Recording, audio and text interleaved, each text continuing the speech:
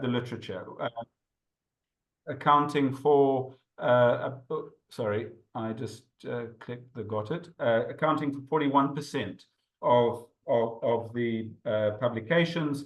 And in the case of motorcycle taxi type services, a little bit less, accounting for 30% of the populations.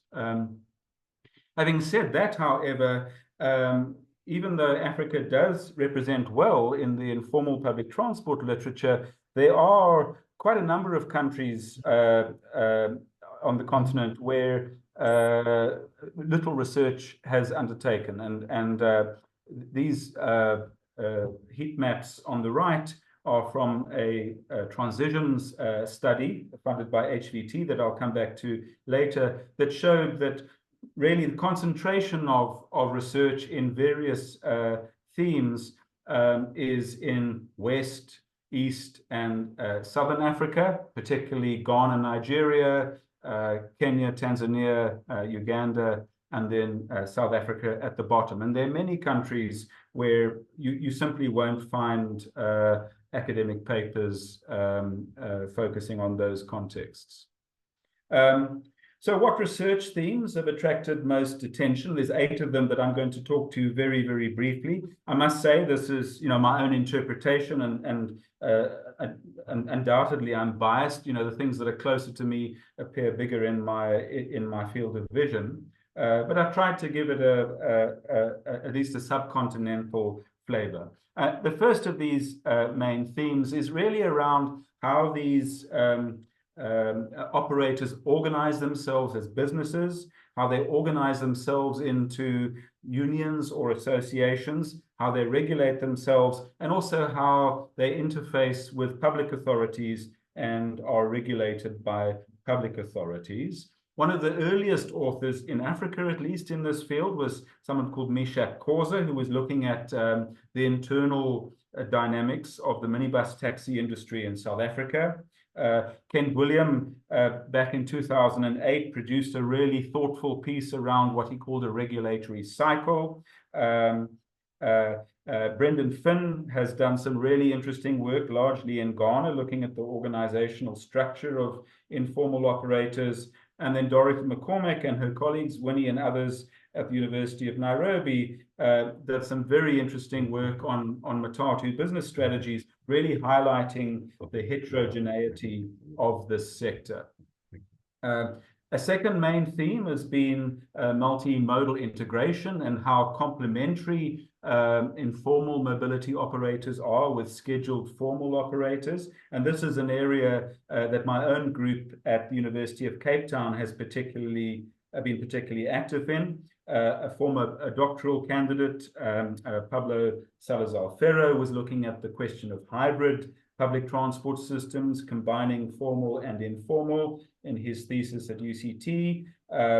Colleagues and I have been interested in the question of complementarity between scheduled and unscheduled services in Cape Town. There was a thesis at the University of Texas by Louis Alcorn looking at integration in the context of Lagos. And then another one of our UCT doctoral students, Chris Planer, was looking particularly at the complementarity of service spans between trunk and feeder services.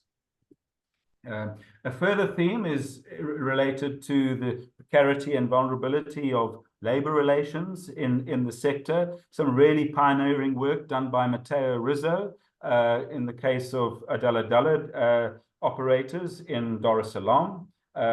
Again, Dorothy McCormack and Winnie and her colleagues looked at Matatu labor conditions in Nairobi. Also in Nairobi, Erin Kelly from the World Bank has done some very interesting work looking at relationships between how drivers are employed and their behavior. And then Daniel Agbigboa from Harvard University, I think, did a fascinating 6-month ethnographic study in Lagos of workers associated with the National Union of Road Transport Workers in Nigeria. Related to some extent, as I'll explain, further theme that's dominated in the field is around user or passenger satisfaction. William Agneman from Kumasi did some really interesting work on trotros. Lucy Joseph, in her thesis at Hasselt University, was looking at perceptions of services in Dar es Salaam. Simon Sadier and Nico McLachlan, really interesting work on the impact of reforming minibus taxi operations in Cape Town and impact that had on passenger satisfaction. And then some more recent work that myself and my colleague Mark and others have done on looking at the link between labor conditions and the quality of service in the context of South Africa, Ghana, Sierra Leone, and Mozambique. A further theme, road space prioritization, some early work of Tichawa in Cape Town, looking at our minibus taxi lane, and then most of the work here been done at the University of Pretoria, linked to Christo Fenter, looking at priority infrastructure for minibus taxis and simulating the benefits that would accrue from that. A further theme, questions around technologies disruption in the sector. Rancid Achiampong, looking at Accra and Kumasi and the impact of ride-hailing.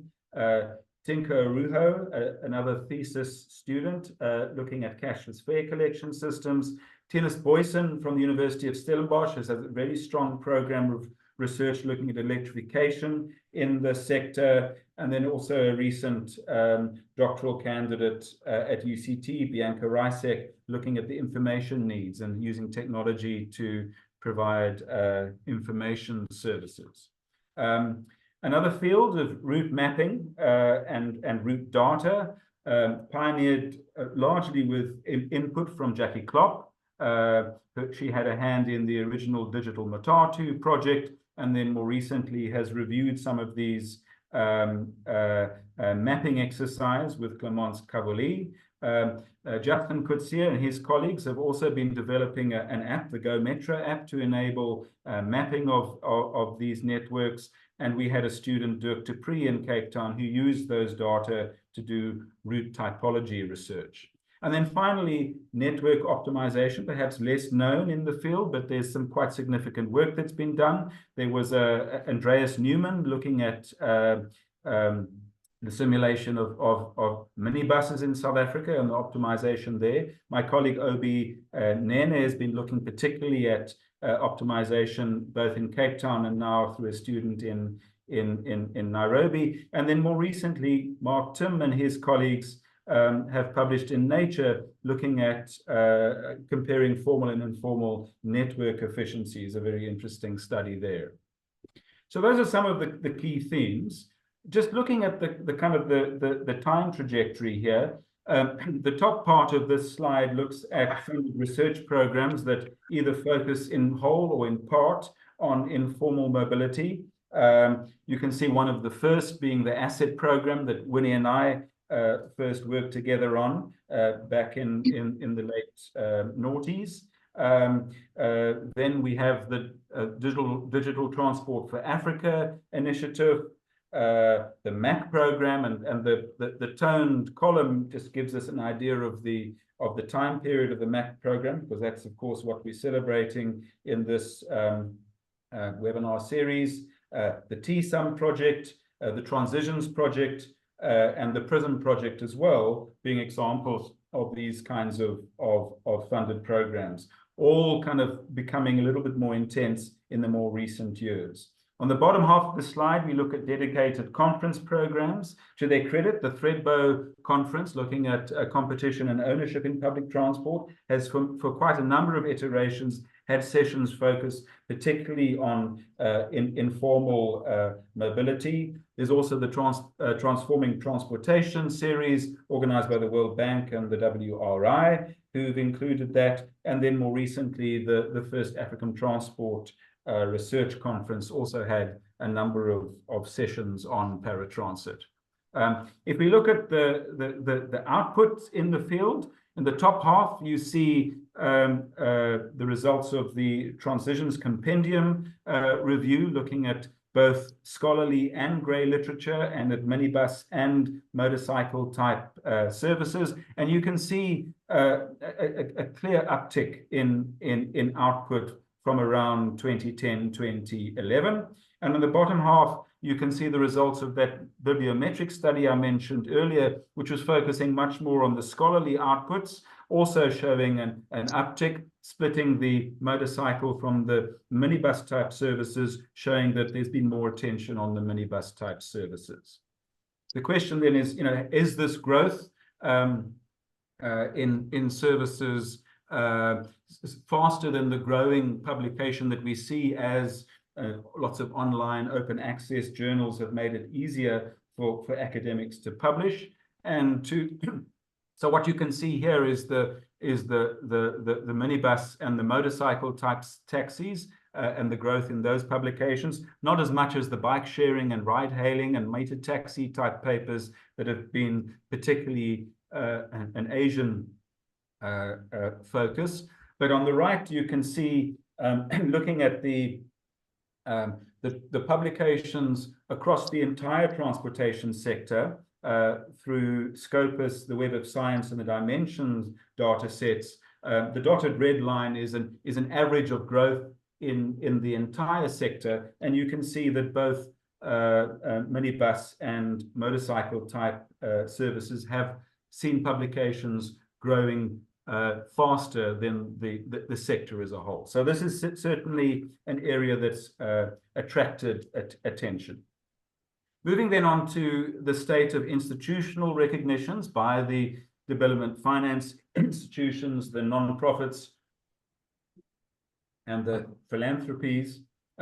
First of these, of course, is Volvo Research Foundations themselves, who not only fund research, but do commission grey literature. And you can see some examples there, from the case for investing in paratransit through to looking at business options and work that Harry was involved in, focusing on climate change and electrification and questions of data and who collects data.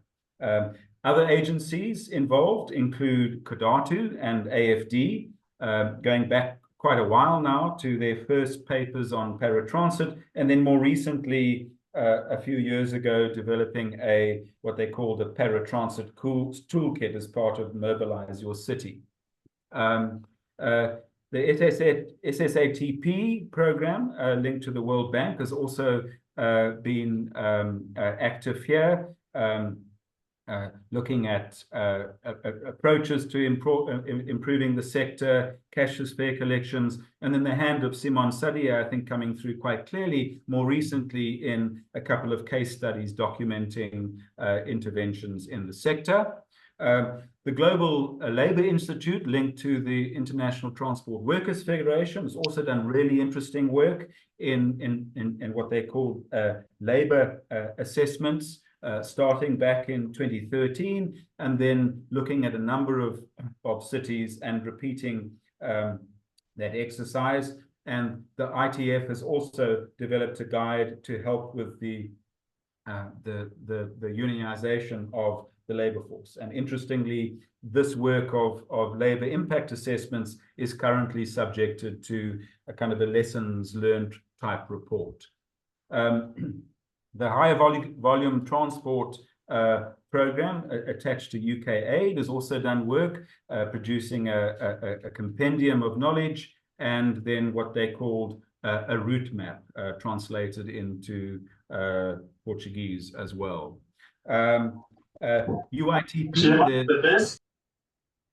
UITP, the International Public Transport Association, now has a paratransit working group, and this year they've produced some material to help people, particularly a business model toolkit to help people understand and work with the sector. And then finally, the Global Network for Popular Transport, previously the Global Partnership for Informal Transport, has been active in this space as well, working with SLOCAT on their global status reports, raising awareness about the sector. And then interestingly, in September this year, organizing a meeting at Bellagio in Italy, where hopefully what will emerge is something called the Bellagio Collective, which will, under the guidance of Benji de la Peña, start to advocate more strongly for mainstreaming this sector. So if we look at this grey literature over time, we can see the early work of Bob Chavero for UN Habitat at around 2000, and then the other types of grey literature that I've just mentioned, again, accelerating into the more recent period. And in the bottom half of that slide, the emergence of practitioner manuals also increasing over time.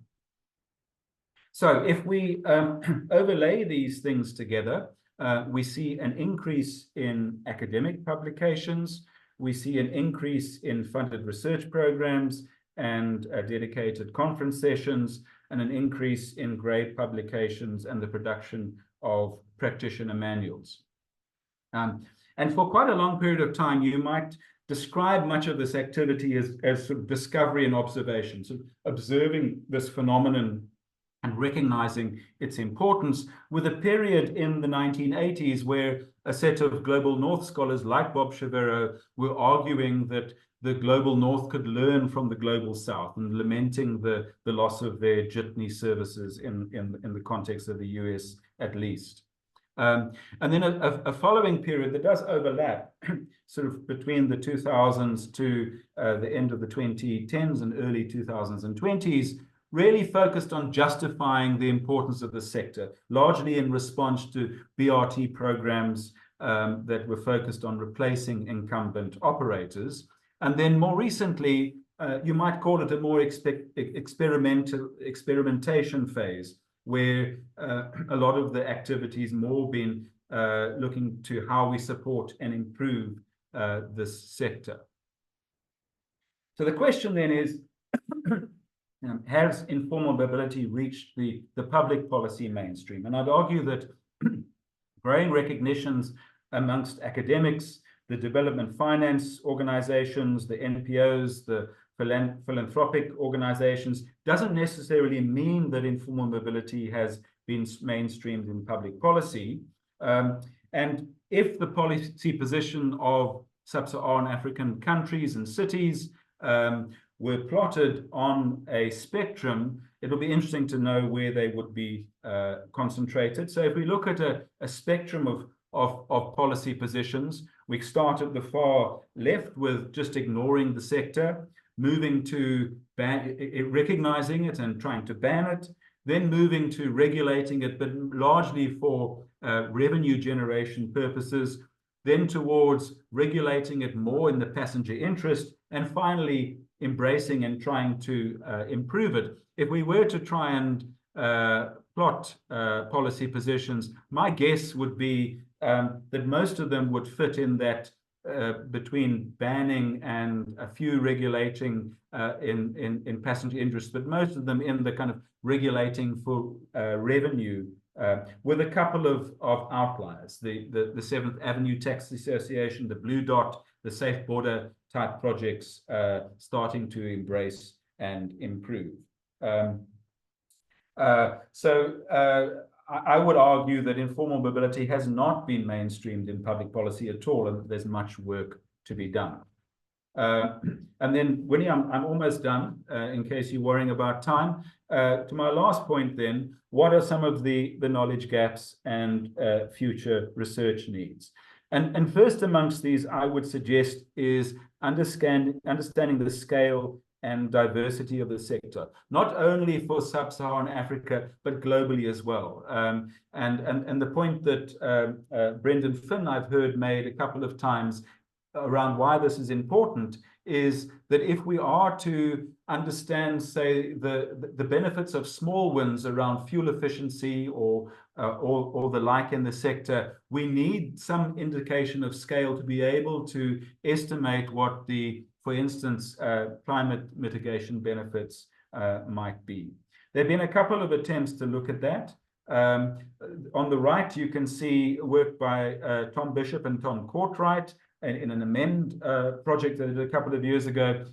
This is just looking at the concentration of 2- and 3-wheelers, not necessarily service providers. They're estimating 35 million of them, concentrated largely in West Africa and in East Africa. And then on the right, oops, sorry, wrong way. On the right, you can see an attempt that was done by Gershwin Fortune, who was doing some work for the World Bank, trying to estimate the scale of 2-, 3-, and 4-wheeler service providers in sub-Saharan Africa, estimating that anywhere between 5 and 10 million of these vehicles are in existence. So we really don't know. And this, I think, is key important information that we need for mainstreaming purposes. A couple of cautionary notes, and the first relates to the naming problem. On the right, you can see an exercise that we went through a couple of years ago, just recording the names of minibus type services in sub-Saharan Africa, and we found 20 of them. So clearly we need a name to talk about these services as a collective. If we continue to just talk about them with colloquial terms, people won't make the necessary connections. We also need to have a common name for things like scopus indexing. If you want to find papers and authors in this field, we need keywords that match topics. But mainstreaming efforts might well be diluted when we continue to call the same thing different names. So in the literature, we refer to informal transport, paratransit, intermediate transport, artisanal transport, shared transport, popular transport. There's any number of names. I know Benji de la Peña and Jackie and others linked to the Global Network for Popular Transport are trying to push for popular transport to be the preferred name. Unless we get to that point, I think it's very important for us to, at least in our publications, be clear on the fact that the words that we're using are used differently. I mean, have other names by different authors, and to make sure that the necessary connections are made between work about the same thing using different names. And then other cautionary note relates to the conflation problem. Motorcycle taxi services and minibus taxi services, I would suggest, respond to slightly different passenger markets. They create slightly different problems, and they require slightly different policy responses. So we must be very careful not to treat this sector as a homogeneous block. Last slide then, Winnie. Further research gaps. Next for me would be understanding the political economy within which these informal mobility services operate, understanding the regulatory duality of these services. There's a public government set of regulations, but there's also self-regulations that come from their own industry bodies, which are often much more impactful and forceful, requiring some form of co-production in policy if we're going to have any chance of implementing successfully in this field. We need ex post or living lab analysis of both the success and failure of case experiences. The more conference sessions that I go to that deal with informal mobility, the more I realize that speaking about case experiences is the language we use to communicate with each other and to learn. Another important strategic issue for me, at least, is the source and cost of vehicle finance. And when these finance terms are very unfavorable, as they often are, because these operators are seen as risky by the banks, understanding the impact of unfavorable finance on operating behavior and quality of service. A further gap is understanding the willingness of a variety of stakeholders to accept change, and to understand what the minimum level of incentive is to create change. Examples being sort of the incentive scheme of the Blue Dot program in Cape Town in the more recent past. A further theme for me that's important, understanding the extent of operating inefficiencies and how that might leverage change, particularly in the 7th Avenue Taxi Association case in Cape Town. It was really understanding the inherent inefficiencies in the system and how reform would make savings, that it was possible to leverage change. Linked to that, what's the potential for optimization in the sector, and what does that mean for reforming our regulatory frameworks? And then finally, understanding the drivers of and the barriers to new technology disruption, from electrification of vehicles through to cashless fare collection, through to ride sourcing, particularly in the motorcycle taxi space, but also, as we can see through the Loop program in Cape Town, moving into the minibus space as well. And sorry, Winnie, I think I've probably gone a little bit over my time. My last slide is just the references that I'm referring to, and that's me. Thank you. Thank you. Thank you very much, Roger. I also got carried away because I was enjoying the presentation. I particularly like the concept of mainstreaming and how you link that to the various policy interventions. I think that can form a real good framework for assessing how we are progressing in terms of mainstreaming this sector. Could I just get if there is anybody who has a question or clarification from Roger, because we are going to have more in-depth discussion at the end of all the presentations. But any question of clarification? Hands up. Yeah. Winnie, there are actually a couple of hands there. If you take a look. Okay. Let me just push back. I'm not seeing a hand on my side. Was Mark? I can't put my hand up, but I'd like to just ask a question. Go ahead, please. Okay.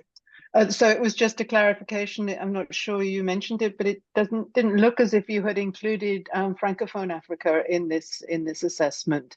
I mean, a lot of the information probably be very likely. Let's have others, please. Any other question? Roger can just list them and go at it once. Any other question? Or I saw a couple of hands a little minute ago, but maybe they changed their minds. They changed their minds. Okay, yeah, Roger, get ahead good with question, that. Heather. Thank you very much. Yeah, you're absolutely right. Certainly when it came to our bibliometric studies and our literature reviews, we made attempts to try and find the Francophone literature, but it's really difficult for us that don't speak French. And a lot of the databases that we use to search are really geared toward the Anglophone. So yes, there is probably quite a lot of both Francophone and Lusophone publications that are just outside of my radar. Thank you, Roger, for that. That's an issue actually that continue to, be a problem in academics, in that we tend to not access effectively the Francophone and even Spanish, which is very good. Sometimes I find a lot from Latin America, which I don't know, but interacting with scholars, you get to know what exists. Any other question or observation before I get to, let me just then get, maybe you can have those later on when we come back. There's a hand up from Ernest, Winnie. Why is this my side not showing these hands? Maybe I'm not up. Go ahead. Thank you so much, Winnie. Thank you, Roger, for the presentation. My interest lies in the dichotomy that exists between the city level regulators and then the self-regulation set up by the unions and associations. It seems it is quite widespread, a phenomenon across the entire continent of Africa.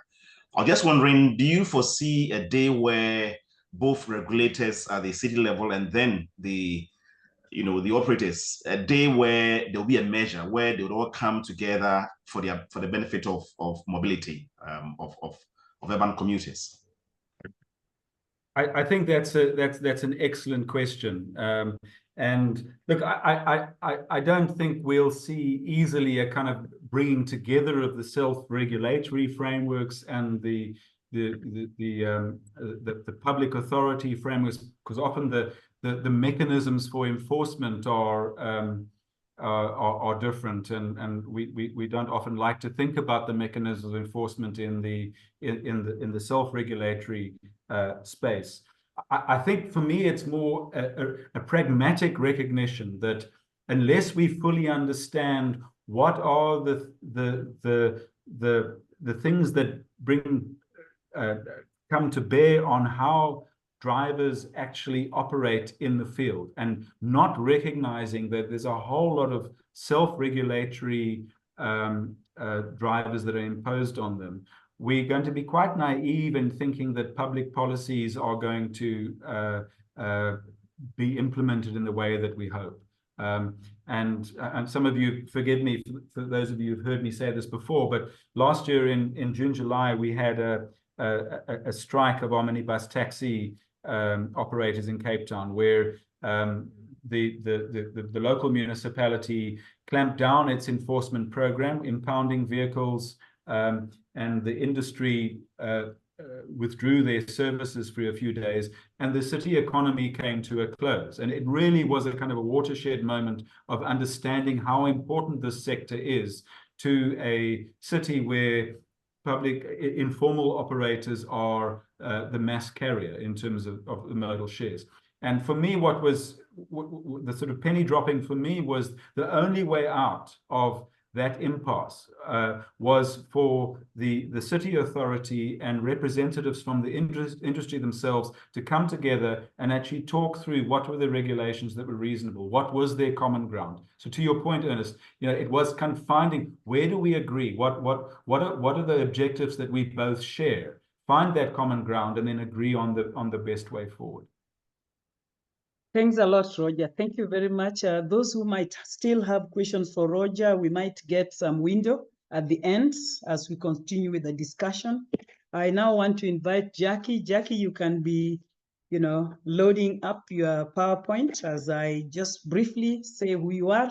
Jackie is another colleague that we are very familiar with. She is a research scholar and director of the Center for Sustainable Urban Development at Columbia University's Climate School, where she also teaches in Sustainable Development Department. Her work focuses on the intersection of mobility and access, equity, emissions, and governance in cities, with a focus on Africa.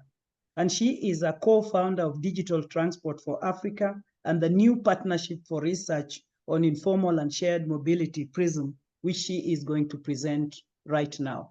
Jackie, the floor is yours. Thanks so much, Winnie. So thanks also, Roger, for that fantastic overview that shows that we have a lot of work left to do in terms of research on informal and shared mobility. And I'm really excited to present to you this new partnership for research on informal and shared mobility, supported generously by the Volvo Research and Education Foundations. So what is PRISM, as the acronym? That's our new acronym. We think it's catchy. What is PRISM?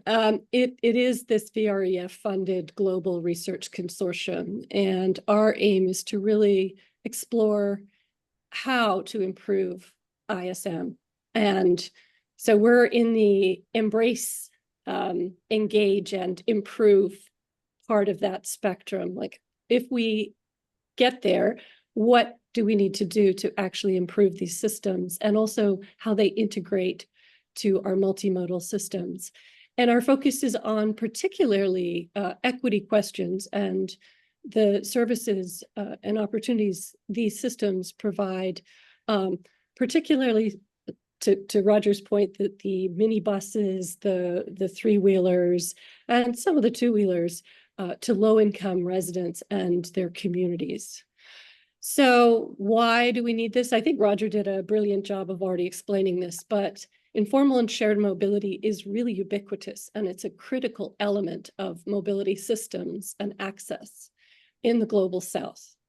And particularly, we see this in Africa, but it remains poorly understood. There's a lot of research gaps, as Roger pointed out.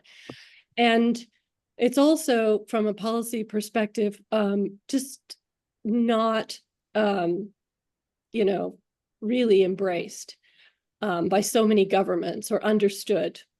And therefore, it's not planned for, invested in. This is a massive policy gap. I mean, if this is the way the majority of people travel and it's essential to their lives, and yet it's outside of real attention by governments and other actors, then this is a really serious problem, and it has negative implications for equity, inclusion, access, connectivity, decarbonization, and also climate resiliency.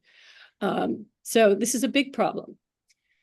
How are we approaching this? Well, at the core of our network is this idea of a living lab, that we have to be very engaged in our cities, in our places, and also engaged with the key actors in these that run these mobility systems, use these mobility systems, are affected by these mobility systems. So we also are very much focused on taking a more holistic and ecosystems approach, where we really see these systems as embedded in society, and we need to understand all their different facets, not just the technical, where do they go and where do they stop, and the things that have typically been the focus, but also who gets livelihood, who gets a salary, who gets impacted, who still doesn't have services. How is this embedded in cultures and even ideas and frameworks that can sometimes be negative that impact policy? Like, this is just a whole ecosystems that needs to be addressed. So we talk about 3 E's. We look at equity, we look at ecosystems, and we try to be engaged. And we also try to exchange. There's a 4th E, which is really exchanging across living labs. And we have these living labs in 7 different cities. Let's see, I'm not sure why this is not moving forward. One sec. Oh, there we go. That I'll talk about in a minute. So first of all, who is in this global consortium? So it's the Center for Sustainable Urban Development here at Columbia University, and then the Center for Transport Studies in Cape Town, and the Transportation Institute at Chulalongkorn University in Bangkok, the Global Network for Popular Transport, the Center for Sustainable Urban Sustainability in Costa Rica, in San Jose, the Center for the Promotion of Area Studies in Mumbai, which is also connected to Slum Dwellers International, a large network involved in informal settlements. We're also building a relationship with the University of Ghana, where we have Ernest Adjaman, who's here today with us, and University of Los Andes in Bogota, and also World Resource Institute. So our core of our consortium is a network of universities in the Global South, and also some key NGOs. And then within each place, which I'm going to show you here in a second, where we have our living labs, our grounded work, we have a whole other constellation of actors. So we have these networks, and going down from the global level to national to city to specific locales where the living labs are operating. So our 7 core living labs are in Accra and Kumasi in Ghana, and Cape Town in South Africa. You probably know why, after the bibliometric analysis, that there's been a lot of work in these places and a lot of networks. And so it's a good place to start in Africa.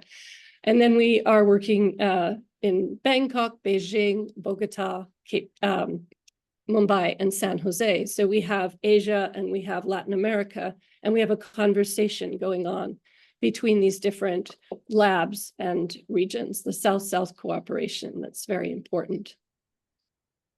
So why this approach? What is our theory of change? Because we are explicitly doing research to understand more deeply these diverse systems, but also really because we want to see this major gap addressed. And we also want to see concrete ways that we can improve these systems and have improved outcomes for people. And so again, this idea that, you know, while you're doing research, you're engaging and you're building these networks, which means that once you come up with results and ideas, or you also co-produce some of the questions that you think are important, and therefore start maybe asking other questions. As you do this, you're also building networks where you can disseminate this research and move into action. So that's why the engaged element is very important, the living lab. It's both empirically rich and important because you're really working in a way that gives you new questions. And it's also significant from a policy point of view. And I'll just give you one example. So for example, the Bangkok lab is working on motorcycle taxis. And in the context, they're trying to think about how would we bring them into the climate conversation? How would we get them to be electrified? There's major barriers. Now they're doing a whole other set of research around motorcycle taxis. So they're very embedded and they've been working in the sector for a long time. But this particular question, like how do we address the barriers to electrification, is what they're going to focus on, or what they are focusing on in their living lab. And within the context of talking to motorcycle taxi drivers, they found that there was a concern that if they electrified and they had massive floods in Bangkok, that this would be a major problem. It would ruin the batteries. And so we could start to see that there was a climate adaptation issue that has been completely neglected in this sector, and that it actually impacts the ability to address mitigation in climate. And that became a new theme. Let's explore that across the living labs. And it came from the motorcycle taxi drivers themselves and their concerns. Yeah, so this is, and the other thing we have that's part of this approach is that we have these global NGOs like the Global Network for Popular Transport that are helping bring the living lab work to the public and also to the global policy arena. So right now, through the Bellagio conversation, there's an active conversation about now how do we bring informal and shared mobility into climate conversations at the next COP. So that's kind of the conduit into global policy, and the World Resource Institute is also an actor to help us do that. And then the other really important pillar here is the next generation scholars. And we're really trying to build a network that is affiliated with the living labs, but also just joining us to learn from them. And right now we have over 27 next generation scholars, and we're inviting all of you to become part of this network, because we believe your ideas and your research will be so important to this agenda. So I'm not going to go into more detail, but I would love for you to take a look at our website, because we have a lot of information on there, including the specific kinds of problems that the living labs are working on. But I will tell you how you can join in this effort. So after we started last year, and this is really our first, 2024 is our first real year of like deep research. At the end of this year, we'll have a series of working papers. And these working papers are informed also by the ongoing the South-South exchange that's happening between the labs, which keeps shaping these projects, which is a rather unique feature of PRISM. You will be able to access those working papers, and by next year, we'll start having webinars that we invite you all to join and participate in. We are building open and shared data around what we're collecting in these living labs. So that will be also available to researchers. The Mumbai lab, for example, has done mapping. They've done some mapping of the rickshaws, and they're making that available almost immediately to other researchers who are interested in this. We will have a series of policy papers because we are seeing gaps that even if we haven't done the research, we feel we need to get the word out to the policy arenas to start encouraging many other people to be working on these issues. One is predatory finance. We see that a lot of these little businesses are subject to extortionary interest rates when they try to finance their operations. This really needs to be looked into. As I mentioned before, climate resilience, as we are in a climate crisis, increasing heat, increasing floods. This is all impacting these forms of transport in ways that have not really been well studied at all. And this is very urgent for us to look into. And there's a number of other critical issues. We'll also continue to work with GNPT on convenings, including the paratransit day we have during Transforming Transportation. We'll start having annual meetings. And if you join our network, we'll make sure and look at our website, you can be constantly informed about these events, and we hope you'll join us. We also have the meet and greets. GNPT is already sharing what the Living Labs are doing. You get to meet who's involved and what they're up to. And our next meet and greet is with the Bangkok Lab, December 12th. And all of that, again, is on our website. And we are starting, last but not least, really what we hope will be a strong network of support for next-gen scholars interested in this kind of research. And we'll be telling you a lot more about that. I believe one of our next-gen scholars, Ariana Salas Castillo, is here, who's working to lead this. And Ariana, maybe you can put the PRISM website and link in the chat. And maybe also your email if you're willing, in case somebody wants to reach out to you. So yeah, there's a QR code with our website, lots of information, and there's our website. It's more coffee I need. Our email, so if you want to join our network, send us an email and we'll start including you in all of this. So I'll just stop there. Thank you. Thank you very much, Jackie. That's a very good, highlight of what PRISM is doing. I'm just wondering briefly, are all the labs free to pick what to emphasize, the way you've given the example of Bangkok, or they have to focus on all the sub-themes that you listed, equity, inclusion, and the rest? Oh, I love that question. So the model is highly decentralized. So my center is a facilitator. The local labs are completely led by the local teams. I have two PRISM colleagues here. I hope they can attest to that, Roger and Ernest. And what's really interesting is to see how they develop what they consider are important and how they develop their living lab approach. There's different approaches in each living lab.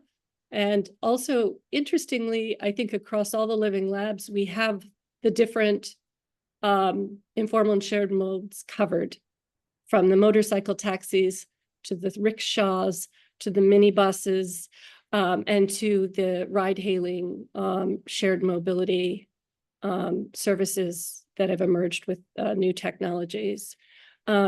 And sometimes within the same lab, like the Bogota lab, there's a couple different of these.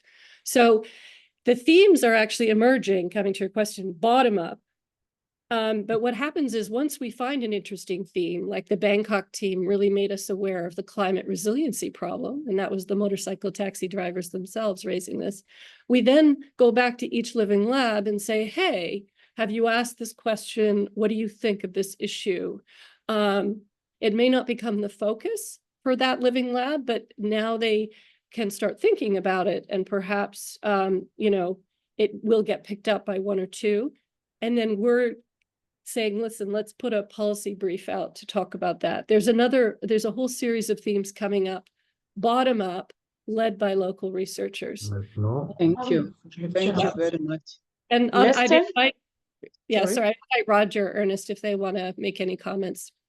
as well, since they are part of. Yeah, I'll just take if there is any other, about few questions from others before we get back to the team, if at all. Any other question from the audience or clarification from Jackie? Yeah, Winnie. Yes, Ernest, go ahead. Yeah, sorry. So I just wanted to reiterate the point that Jackie made in terms of the ownership of this whole living labs. And so, for instance, in Ghana, though originally we submitted a proposal, I think later on in interaction with some of the city level managers, the policy actors, they had very, very interesting ideas to share. So we quickly brought up the attention of Jackie that this is what those on the ground are saying that we should be looking at.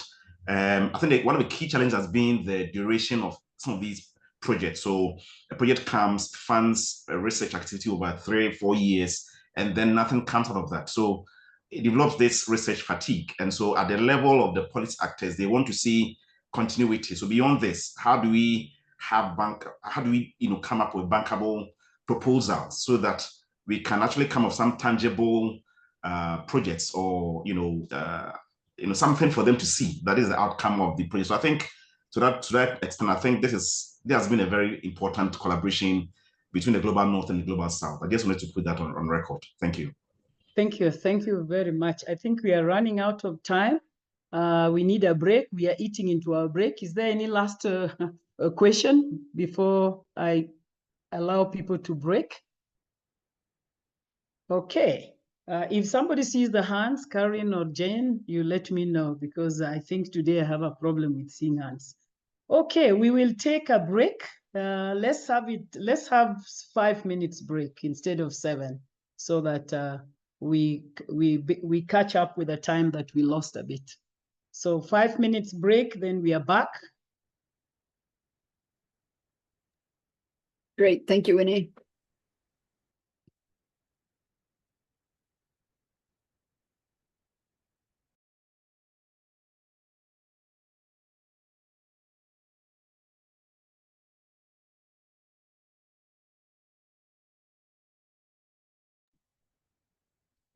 Alicia, do you want to test sharing your screen while we have Yes. the break? Alicia, do that. Yeah. Yes, I'll do that just now.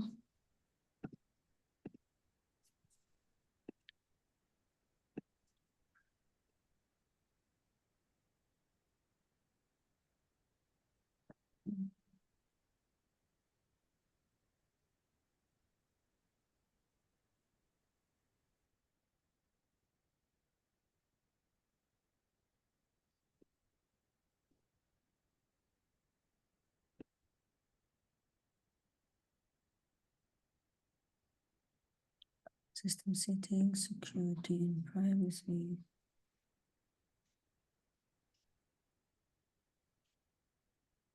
Oh, come on.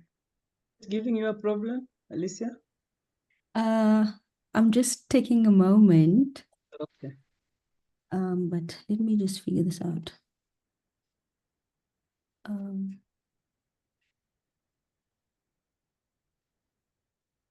Just have to give permission.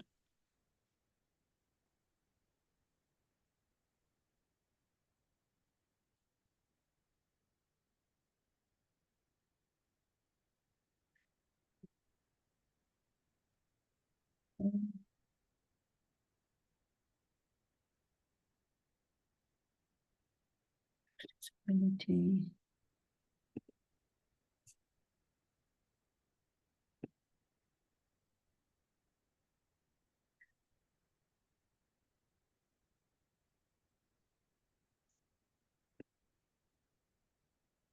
Okay, I'm trying again. Okay. Oh no, it's giving me trouble. Okay. So, oh, I'm gonna have to leave the Zoom and then try to come back. Should I try that? yes, I'm waiting for you here. Okay, perfect.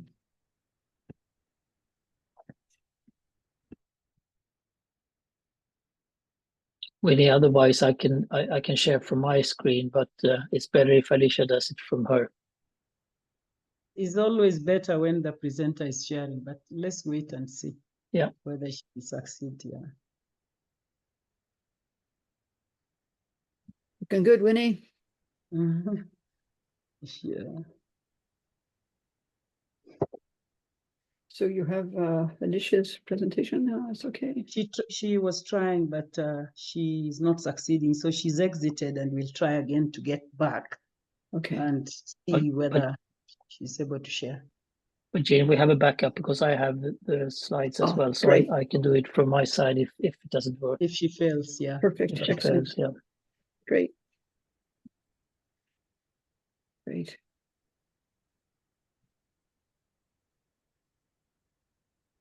Yeah, we just have 1 minute to get back.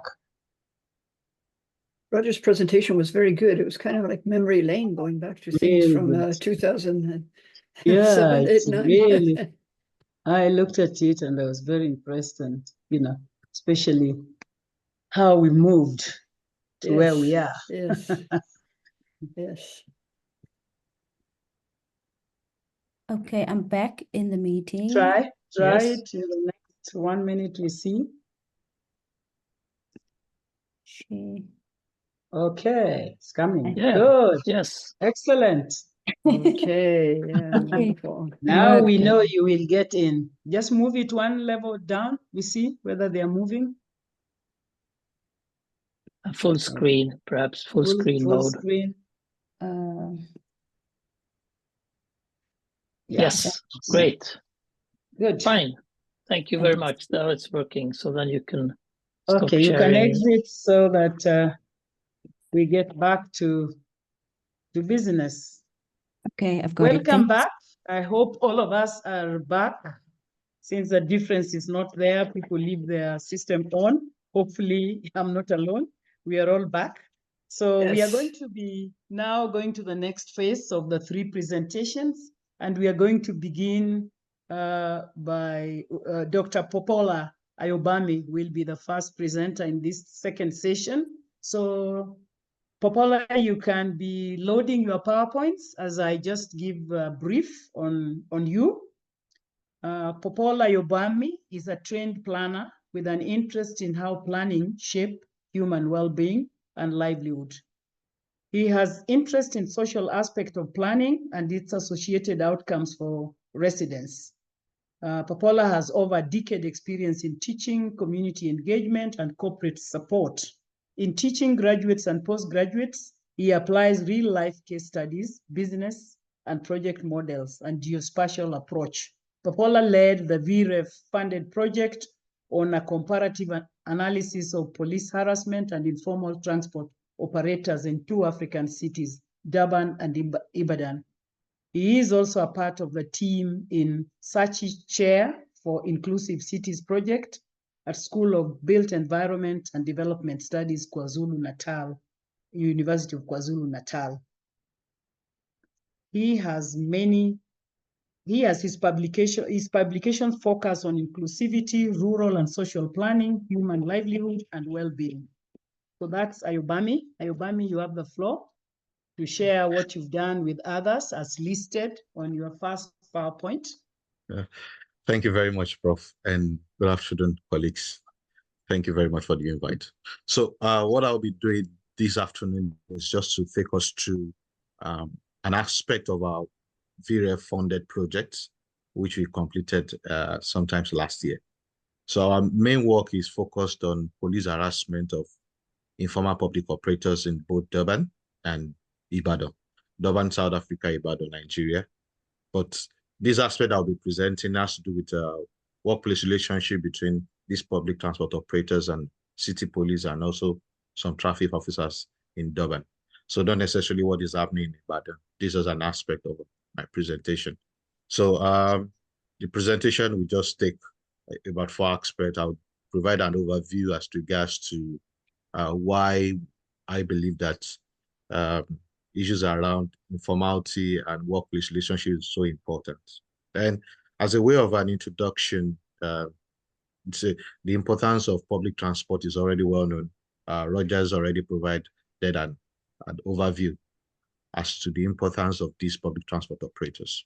whether to them as a person, which is very key to their livelihood, income for their families, and even revenue for the government, as exemplified in what Rogers mentioned. When there was a strike in Cape Town, the entire city felt the impact.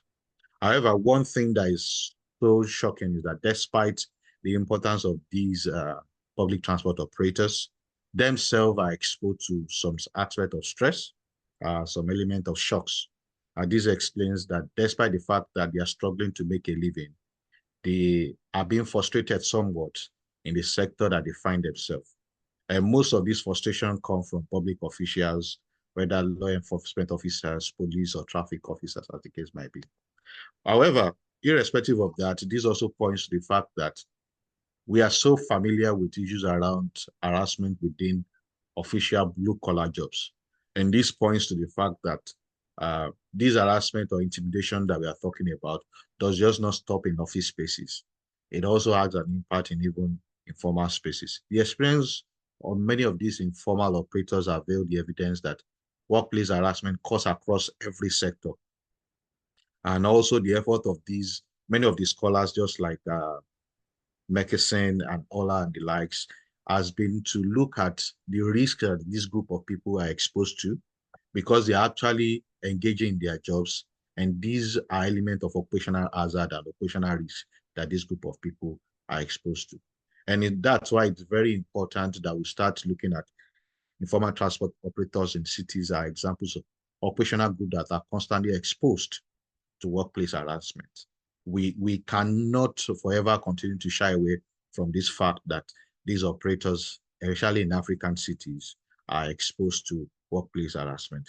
The reason for our focus on informal transport operator is based on the assertion of some scholars and the fact that police harassment has become a global trend and majorly impacting on the livelihood experience and the livelihood outcomes of many people in African cities. Thus, police harassment has the potential to negatively impact the effective functioning of the transport industry because they contribute to a kind of distortion and disturbance to economic activities and even revenue of these people. And there are many ways to which we can support this fact. Evidences about as regards the role of issues around harassment and how it contributes and why it's so essential. The International Transport Worker Federation did mention that violence and harassment are key issues for all transport workers.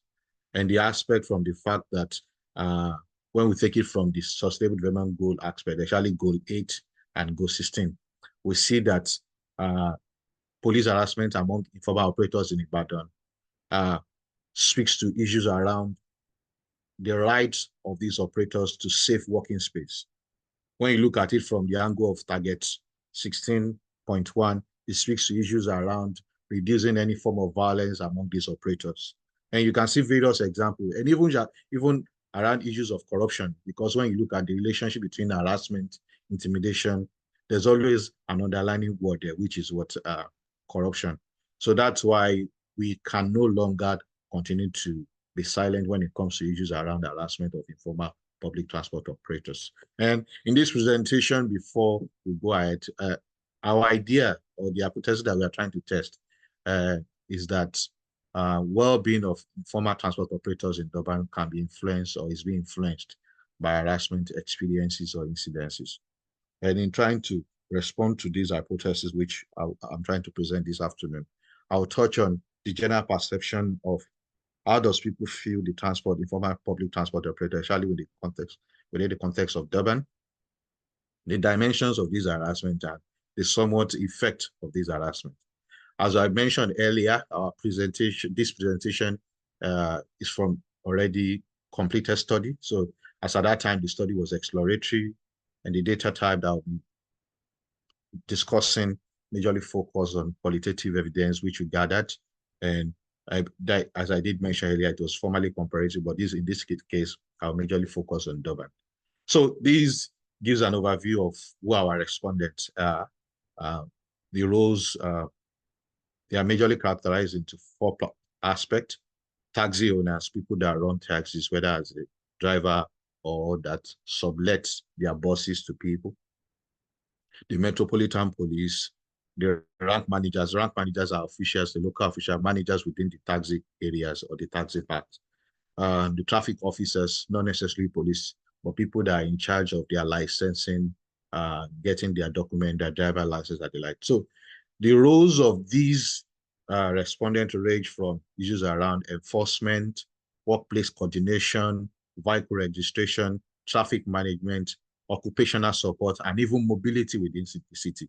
So we see these are our respondents for this particular presentation. And as I did mention earlier, general perception, when we look at the issues around general perception of the sector itself among the interview people that we sampled, we found out that it's so expert. And this is not new to us, and it aligns with many of the existing studies. General perception is both negative and positive. When we look at it from the positive aspect, we see the fact that the taxi system supports them in meeting their transport demands. People that cannot afford to own a car, people that cannot access the train service or the mass transit provided by the government, the taxi and the informal sector provide the support system for them to move around. But however, go further that the negative aspect of or the negative perception is much more higher than the positive issues around deteriorating transport system. And what this speaks to is the fact that the perception that informal transport operators are one of the bad image that signals the deteriorating transport system within the particular cities. The argument that there are too many, although one might argue that what do you mean by too many? Because people need to move around within the city, by the way.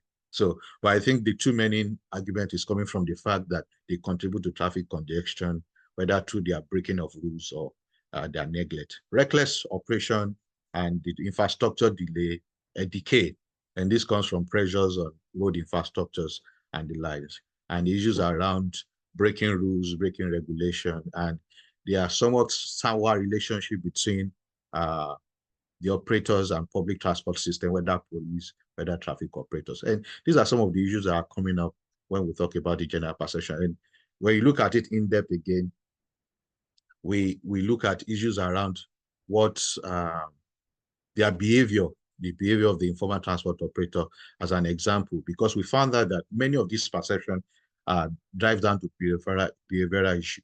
The perception is also linked to issues around traffic behavior, taxi driver stopping anywhere on the road, issues around taxi driver being mean, confrontational to either the commuters or even the public official. These are issues of disobedience, illegal time operation, money consciousness, and these are this can point to the fact that actually when you take it from the angle of money consciousness, it first you the fact that it's a struggle for an average informal transport operator. However, the perception is that they are being too conscious. Rather, they are trying to make a living. So these are some of the issues that we found out when it comes to perception. And if you look at some of the commentary that are coming out as a result of these, you now see you are the main ones that is just being unruly on the road.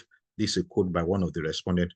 Rushing people for money makes them drive reckless, be rude, cutting lanes, stopping anywhere, no use of indicator. Those are the ones that stick out for me. We try to frame people's mind to ask them questions as regards. You claim that there's a negative perception. What is actually this negative perception? And you can see a load of commentary for one particular person, from their driving behavior to their driving habits, stopping on the road, issues around recklessness, issues around not being experienced in driving using of indicators. And if you now look at it, another interview which we interviewed also mentioned issues around the common thing with them that I hate, and we'll try to look at the word hate. And when you look at it, that seems like an heavy word, especially when you talk about the well-being of people. That I hate the most is that demonstrating they will leave the bus stop on the road anyway. You can see issues around traffic behavior.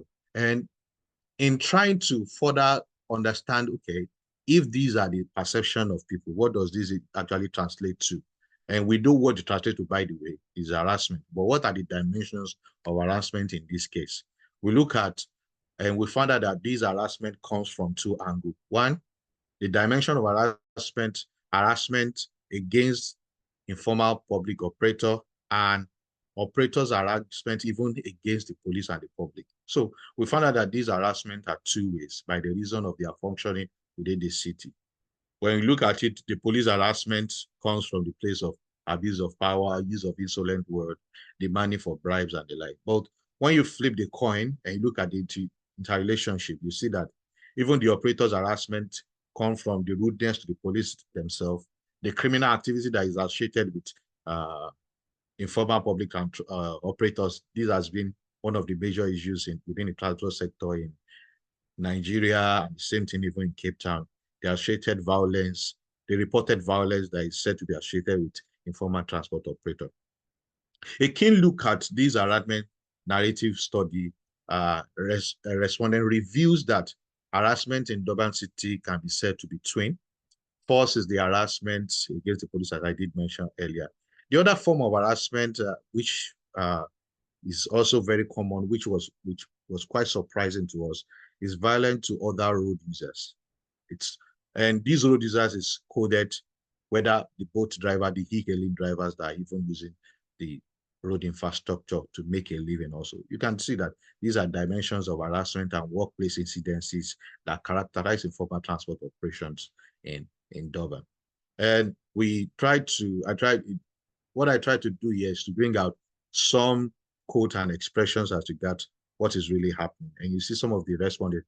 As taxi drivers depend on their daily turnover to survive.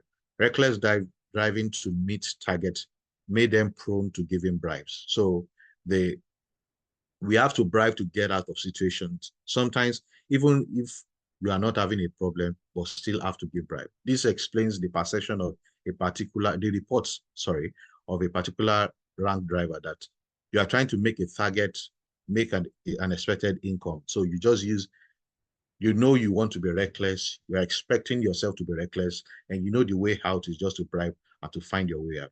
So some form of this harassment against operator include issuance of tickets to offenders not committed. This study takes the position that police operation are skewed against taxi operations, and they concentrate on them when there are instances of roadblocks and even stopping them illegally.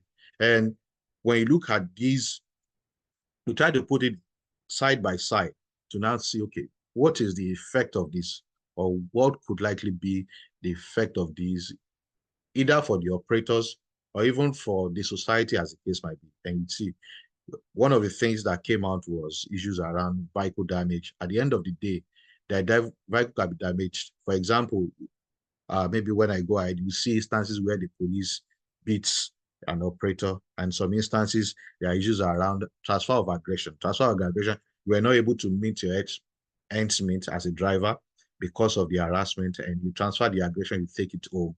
Irrational behaviors and issues around aggression and assault. And one particular quote from someone which was quite interesting by a taxi owner said, "Drivers don't become okay once they have been harassed by the police, because there have been a lot of fines to pay. Sometimes when they are beaten by police, we don't have means to help. Other police demand money from them, so they end up taking from cash up and have to replace with saving." And you can see this has an impact somewhat on their financial well-being, because you have to tap into your saving to meet the said bribe that was demanded as a result of your own harassment. You can see this kind of relationship within the taxi industry seems like a go forth intimidation and harassment relationship within that workplace. And another taxi owner also said that they arrest our taxis, take off our disc, want some money from us, which we end up paying, because this is our source of living. If we don't pay, they would take the taxi away. Our families would go hungry. And it was quite interesting, the word family in that narrative. And that speaks to what happens to such person who is not able to make up that pay. Does he or she transfer the aggression to the family, as the case might be? So we found out that from our study. The study found out that when operators were rude, the police sometimes become emotional. And being emotional in this case has to do with sometimes the emotional can be rational and sometimes irrational. They repeatedly issue them tickets, charge them large amount of money, sometimes delay them, collect bribe. Sometimes the police demand, or the operators or the public official, which might be traffic operators, demand bribes. This was regarded as abuse of power, which is tantamount to harassment. In such cases, the financial status of the drivers and even the taxi owners was negatively affected. And it was quite interesting, the trickle-down effect. It affects both the driver's financial status and even the taxi owners, because at the end of the day, they are not able to make the daily delivery expected of by a taxi owner at the end of the day. If a taxi owner is expecting 1,000 rand by the end of the day, due to harassment, bribing, and the like, it impacts on them and also impacts on their source of income. And we could see, and in conclusion of this particular section of this presentation, I argue that harassment contributes to well-being status of public transport operator. And this harassment I'm talking about comes from financial, emotional, and even workplace experience. And these sent a signal that to question the sustainability of the workplace experience of these operators, how sustainable would be their workplace, how much of I didn't have it in this particular session. There was someone, and where we asked a particular question as regards how much will you encourage someone to be in this particular sector? And there was hesitations to the fact that recommending someone to come into the sector. And we know the impact of that, especially for the mobility within the city.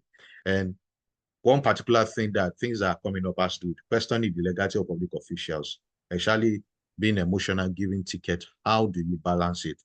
What's the thin line between a public officer, a police official doing his job and not unnecessarily being emotional? Traffic education, you can see issues around stopping along the public. And this sends a signal that harassment has a significant effect on both the well-being of informal transport operators and even the society.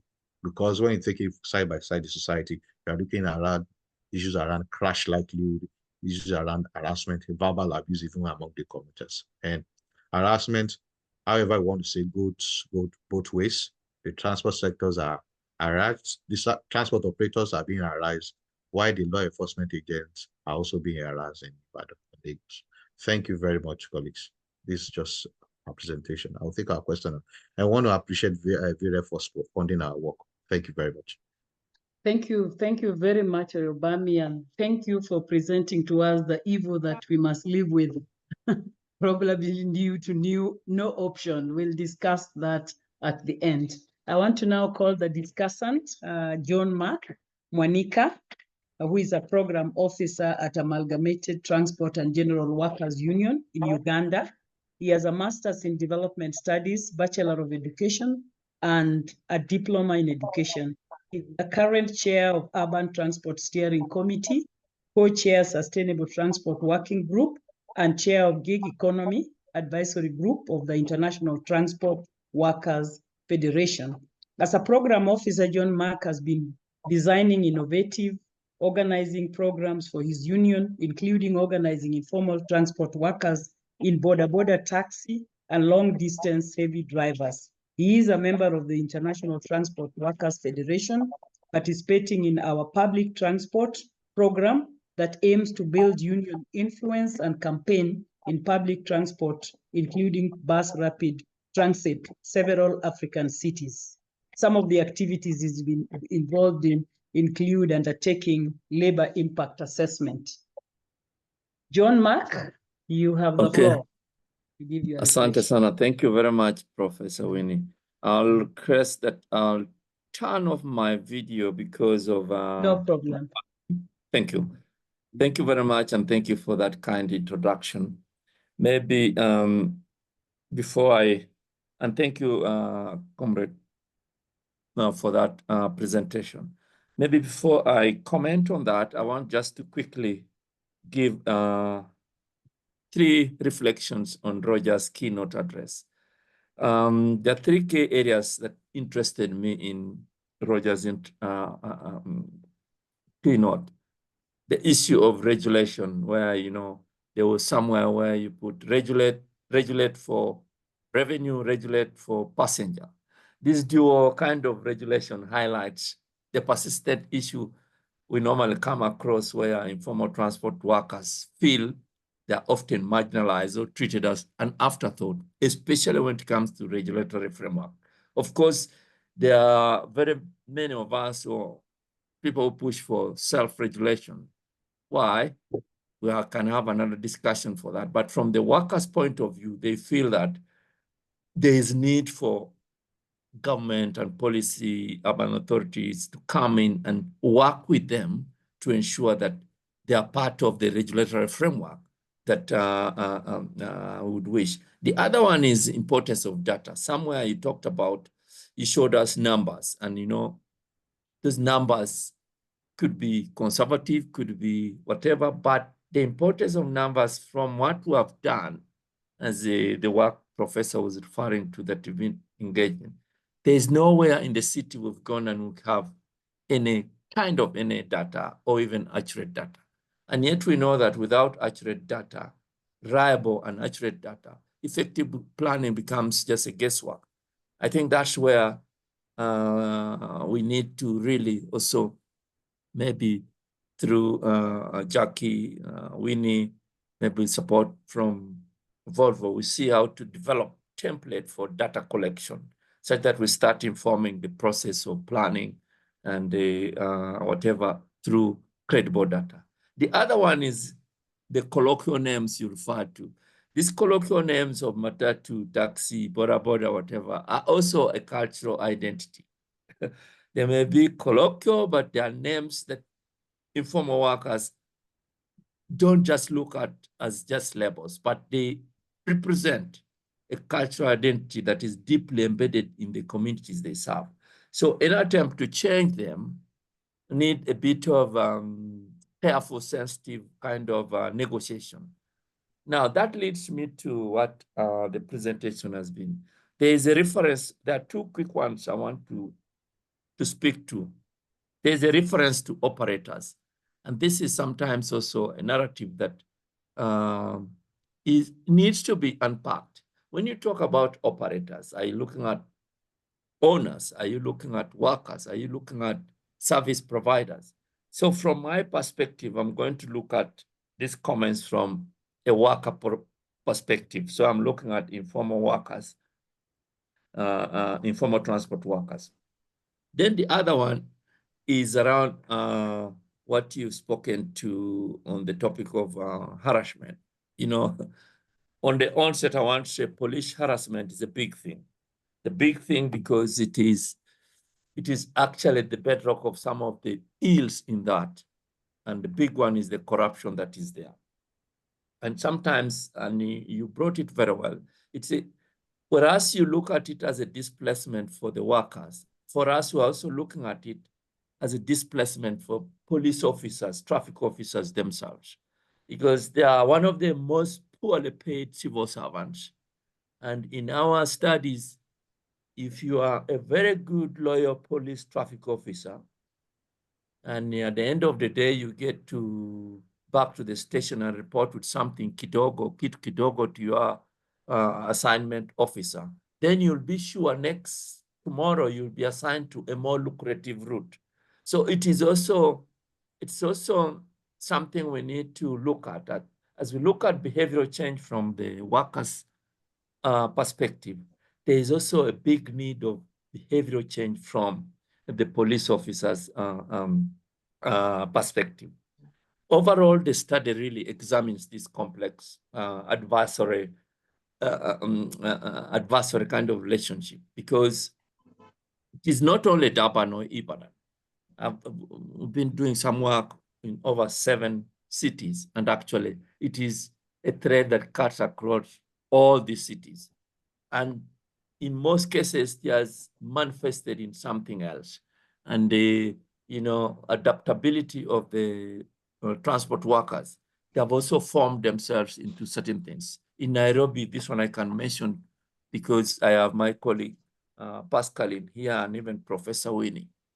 The matatu workers have even some profession or some job called a radarman or radarwoman. These are specific individuals who are posted to several routes to just scan around and inform the drivers that today they have brought a very naughty police officer. Don't come through this way. Or if you are coming through this way, then please make sure you have enough money. So that kind of thing, it doesn't just stop on harassment or the ills of it. It also speaks to the innovativeness in the sector to survive within it. And the key findings you bring in from your study, I could point to 3 of them maybe. The financial harassment through, the corruption that, drivers are frequently fined. Somewhere I don't want to mention, drivers through their associations, through their unions, contribute money which their leaders go to the routes and give to police officers in a so-called what they call sometimes a polite bribe, such that when the driver comes, the police officer doesn't stop, because you stop, it's a cutthroat competition. You stop, somebody else beats you to the next passenger. So what they do, they collect money which would have been their savings. So it impacts on their savings. And they operate on a day-to-day survival means. The other one is the physical and verbal intimidation, as you adequately alluded to. But this harassment is not only aimed at police for enforcement, and it also goes beyond that. It goes even to passengers. Even passengers sometimes take advantage of wanting to, maybe because it is a cash-based system. Most of the cities operate on a cash-based system where fares are paid, sometimes not fixed, but sometimes negotiable. So you negotiate with the conductor, and then when it comes the time of alighting, there's a disagreement on what was agreed and ends up into a physical and verbal aggression. And then you rightly said so, and because it's not a one-way, you'll find the police officer is also sometimes, most times through their so-called, they have what they call defense secretaries, people who have been elected to take care of supporting the system. So they also can come up and be the aggressors to the police officers. So that is the quick reflections I can have. But one other key things I can look at is that this speaks to lots of things: well-being and livelihood impacted by this harassment, especially that is based on taking bribes. The other one is a comparative. Already in your study, it is Ibadan and in Nigeria and Durban. But as I'm saying, it is cut across all our cities in Africa, not only in Africa, even in Asia and Latin America. I've been having experience of this, that they have this cut across. Now, what is the policy implication here? From your study, I think there's an urgent need for policy reforms, and you look like you're suggesting the thing we're also suggesting, that something we need to have a co-creation kind of framework, that we have a more regulated and less punitive relationship between drivers, workers, and authorities, which can lead to better outcomes. Professor Winnie, I think my 8 minutes are up, and I say thank you. Thank you very much for keeping time. That's great. We'll now go to our second presentation by Alicia. Alicia, please, you can be loading your PowerPoints as I briefly say who you are. She will present on platform Motorcycle, Kigali and Cape Town. Alicia has a master's in city and regional planning of the School of Planning and Architecture, University of Cape Town. Currently, she's a PhD candidate and researcher at the African Center for Cities. Her PhD analyzes how spatial inequality impacts educated youth's ability to navigate pathway to higher education, employment, and space in the city of Cape Town, and in turn interrogates how youth responses shape the city. This work brings together her interest in access, agency, mobility, and spatial inequality, and the potential for social and spatial transformation. Broadly, her research interests come together at the nexus of mobility, society, technology, culture, and urban justice. This is evidenced in her work at the African Cities Center through Platform Politics and Silicon Savannah, and African Cities Lab, focusing on urbanization and African cities and realizing just cities. Alicia, you can go ahead. Okay, perfect. Can everyone hear me well? Yes, we can. Okay. Hi, good afternoon, everyone. Thank you so much for having me. I'm really excited to present our project called Platform Politics and Silicon Savannahs, Motorcycle Mobility and Last Mile Logistics in African Cities. So very briefly, we were interested in understanding how platform-based systems are reshaping mobility, particularly in the two-wheel paddy transit sectors. Later, we explored what this looks like at the intersection of fintech innovations. So just starting with the African context, I'm sure we're all familiar, but African cities are sort of ripe for platformization.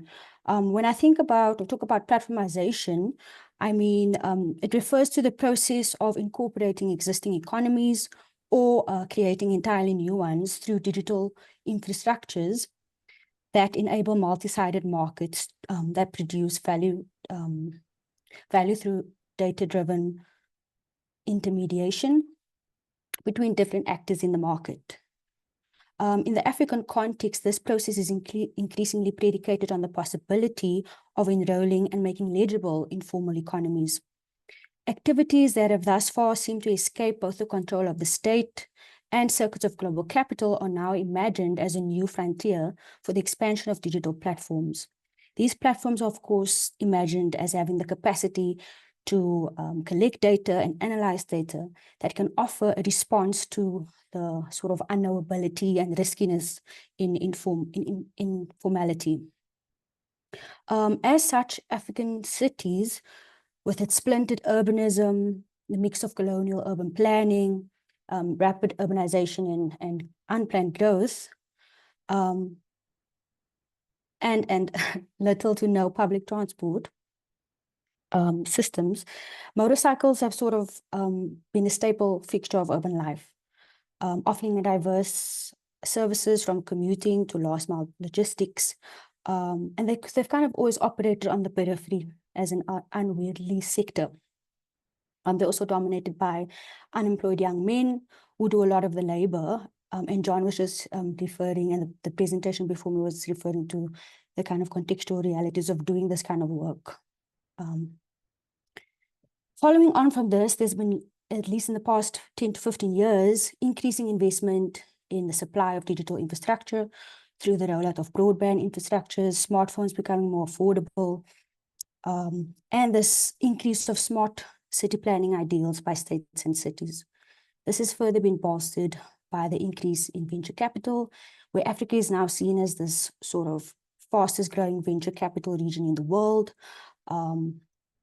And more local and international capital is becoming available for experimentation in the motorcycle fintech space. So the first part of our project, we were interested in understanding the rise of on-demand logistics and mobility in Nairobi and Kigali. It was conceptualized in 2020 during the heart of COVID-19, where we saw a rise of digitalization behavior and a rise in e-commerce due to various lockdown regulations.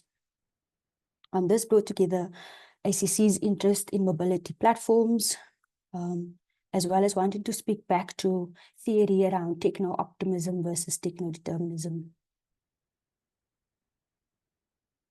Our research teams span several institutions, including the African Center for Cities and partners in Africa and Europe. And we really saw this as an opportunity to take very seriously this idea of Southern urbanism, or in method and theory. We were a team of local researchers who live and work in the spaces, who are quite familiar with the contextual realities, the challenges.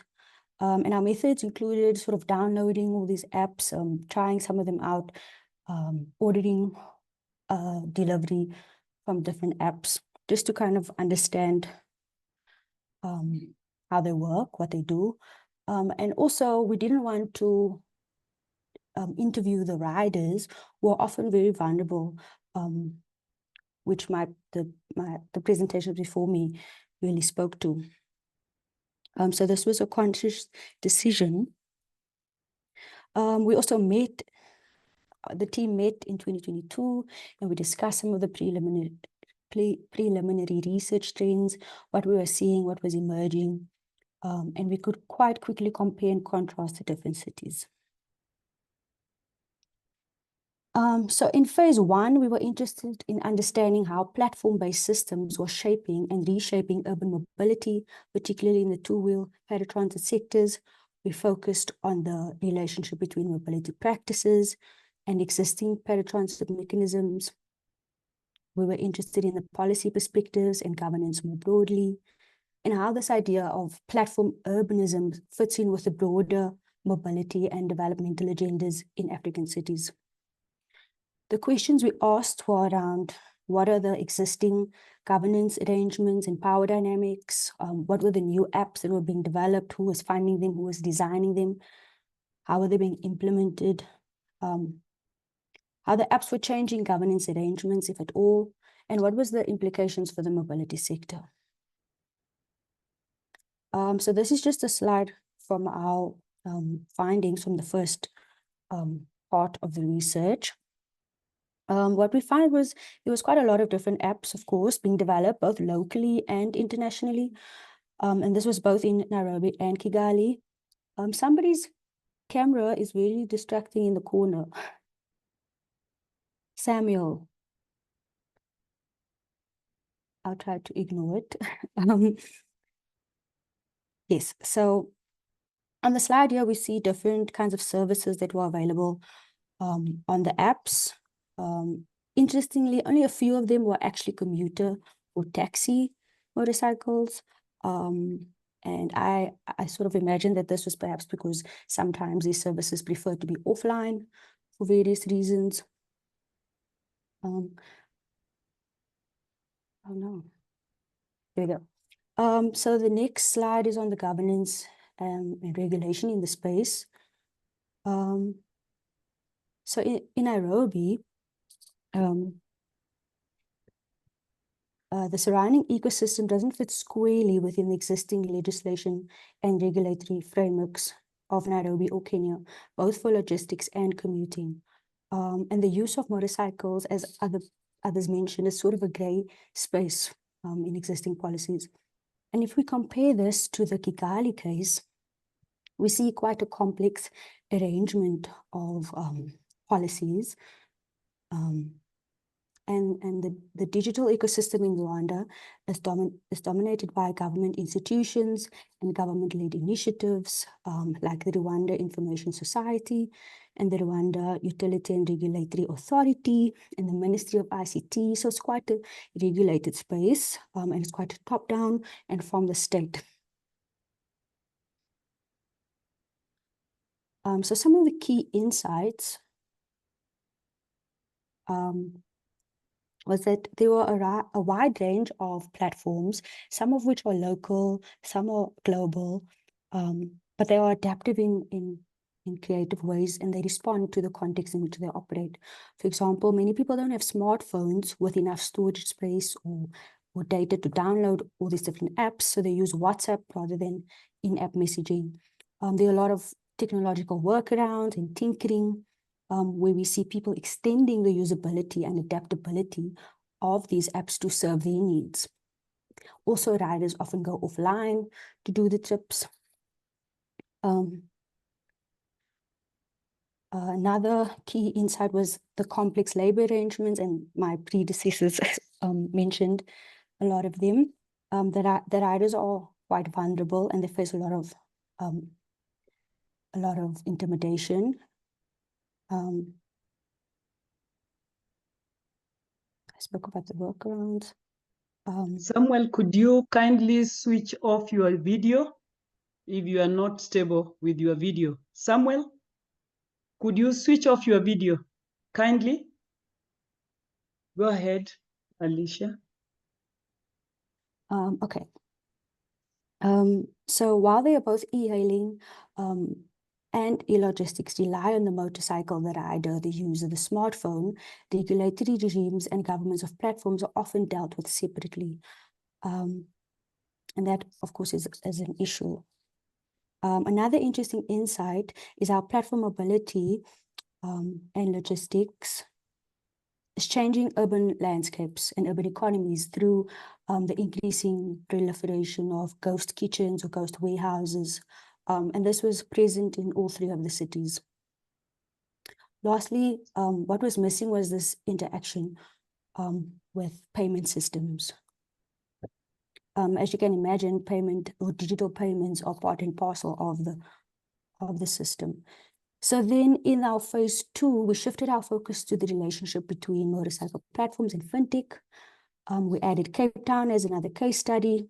You can imagine that these innovations facilitate smoother transactions for the riders and for the people, for the customers rather.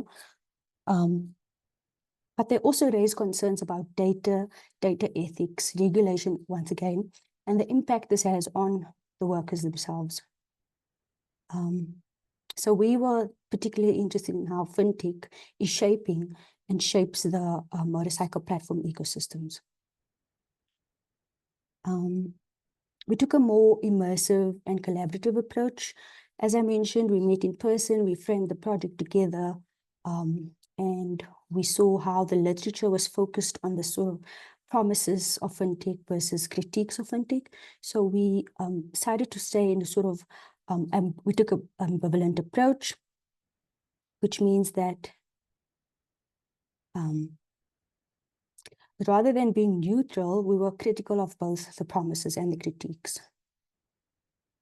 So looking at the fintech innovations and how they intersect with the motorcycle sector, for Nairobi, the sector sort of focuses on asset finance for riders, where companies like Mkopa leveraging their pay-as-you-go model to test asset finance for electronic bikes. Mkopa argues that by collecting this crucial data from riders, the bikes themselves, alternative measures of creditworthiness can be established that enable the provision of additional services for the riders. In Kigali, the motorcycle sector operates under very strict regulations mandating installation of an intelligent connected fare meter on all motorcycles. Compared to Nairobi and Cape Town, Kigali has fewer players in the market, with Yegomoto and Momo dominating the industry. Unlike Nairobi, there is currently no platform-based fintech innovation offering asset finances and additional services. However, this is expected to change in the near future. The data gathered from the ICFM system is building on a growing repository of information that has the potential to drive fintech innovation, but also the city of Kigali's planning. The government has also established a regulatory sandbox authorized to facilitate pilots, which help shape the fintech ecosystem while navigating the stringent legal requirements which are typically found in the financial operators. For Cape Town, the motorcycle sector experienced a significant growth in COVID-19, where fintech companies are now collaborating with payment platforms by leveraging Cape Town's or South Africa's sort of existing sophisticated banking sector. And unlike Nairobi and Kigali, Cape Town has multiple payment gateways. So there's sort of different ways you can use your card, and we don't rely on mobile money services. But additionally, the sector has been mainly evolved from the traditional retailers looking to expand their offerings. So our supermarkets are actually innovating in the fintech and motorcycle space.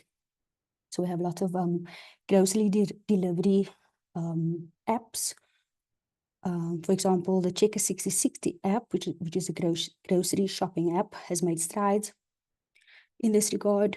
The case of Cape Town highlights the presence of sort of unexplored opportunities, once again emphasizing the importance of ensuring that riders who are the most vulnerable and precarious within the system are not burdened with the costs associated with fintech innovation. In conclusion, what our research has shown is that the rise of the on-demand logistics and mobility is set to continue and expand and adapt in African cities. This demonstrates that there is a clear need to get ahead of the curve in terms of the proliferation of platforms and how they take hold. And this requires paying careful attention to the emerging digital ecosystems and arrangements. There's also a need to recognize both the promise and the critique of these developments. While platforms and fintech have the potential to increase financial inclusion and disrupt legacy systems, there are concerns about privacy, data exploitation, and the uneven distribution of these benefits.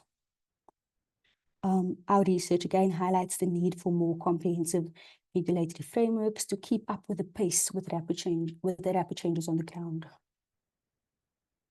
Lastly, further insights from the project was really about taking seriously, as I mentioned, this Southern urbanism method, where we co-read and co-wrote together.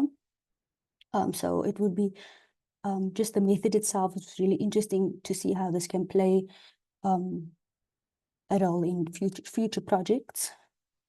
We also just published a paper on fintech frontiers called Fintech Frontiers and the Platform Motorcycle, looking at the idea of value creation versus value exploitation. Yes, we also we have a platform politics workshop where we invited different people working on, obviously we got funding from other sources to create a sort of writing workshop where people working on platforms in the African context were able to come to a writing workshop. Very recently, we also taught some of the material from the program in our Masters of Southern Urbanism course on smart cities and adaptive cities in South Africa or Southern Africa. Yeah, in conclusion, I just want to say that the platformization of motorcycle mobility in African cities is a rapidly evolving space. It's driven by technological innovation and fintech. These systems will continue to grow, so there's a need for more nuanced regulatory frameworks that account for the realities of urban mobility and financial innovation in African cities. Thank you for your time, and I look forward to your questions. Thanks a lot, Alicia. This is quite a new area, we know, and this is good information that a lot of scholars are very interested on. So we will now call upon Ernest Agriamang to discuss the paper, kind of give some comments and reflections on the presentation. I'll just introduce Ernest, who is a senior lecturer at the University of Ghana, where he obtained his doctoral degree in 2015. He is best known for writing scientific papers on travel behavior, with a particular focus on informal and shared mobility, ride-hailing services, COVID-19 mitigation in public transportation, and decarbonizing transportation. For instance, his earlier works have unraveled the key determinants for the emergence of Okada motorcycle services, as well as the synergies and tensions associated with their activities in Ghana. He is a 2017 award-winning China-Ghana Urban Transport Forum author, a winner of the 2015 Best Oral Presentation Award at the University of Ghana Doctoral Students Research Conference. He also consults for the Ministry of Transport, Ghana, the United Nations Environment Programme, Copenhagen Climate Center in Denmark, and the Organization for Economic Cooperation and Development in Paris. So, Ernest, the floor is yours. Give us some reflections on the paper. Right. Thanks so much, Winnie. And thanks so much, Alicia. By all standards, I think the presentation has been very enlightening. Before I proceed to comment on the paper itself, I'd like to take a bite on the previous presentation as well. I think it was also very, very exciting to note that some of the workplace harassments, the police intimidation, the bribery, that occurs elsewhere. I mean, I could literally, identify with the situation.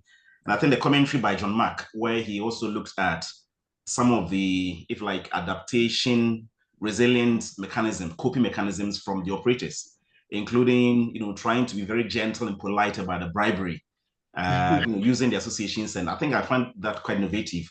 I also need to add that within the cities of Accra and Kumasi, what I've observed in recent times, I'm not sure if it's a coping mechanism born out of the frustration of the police, intimidation and harassment.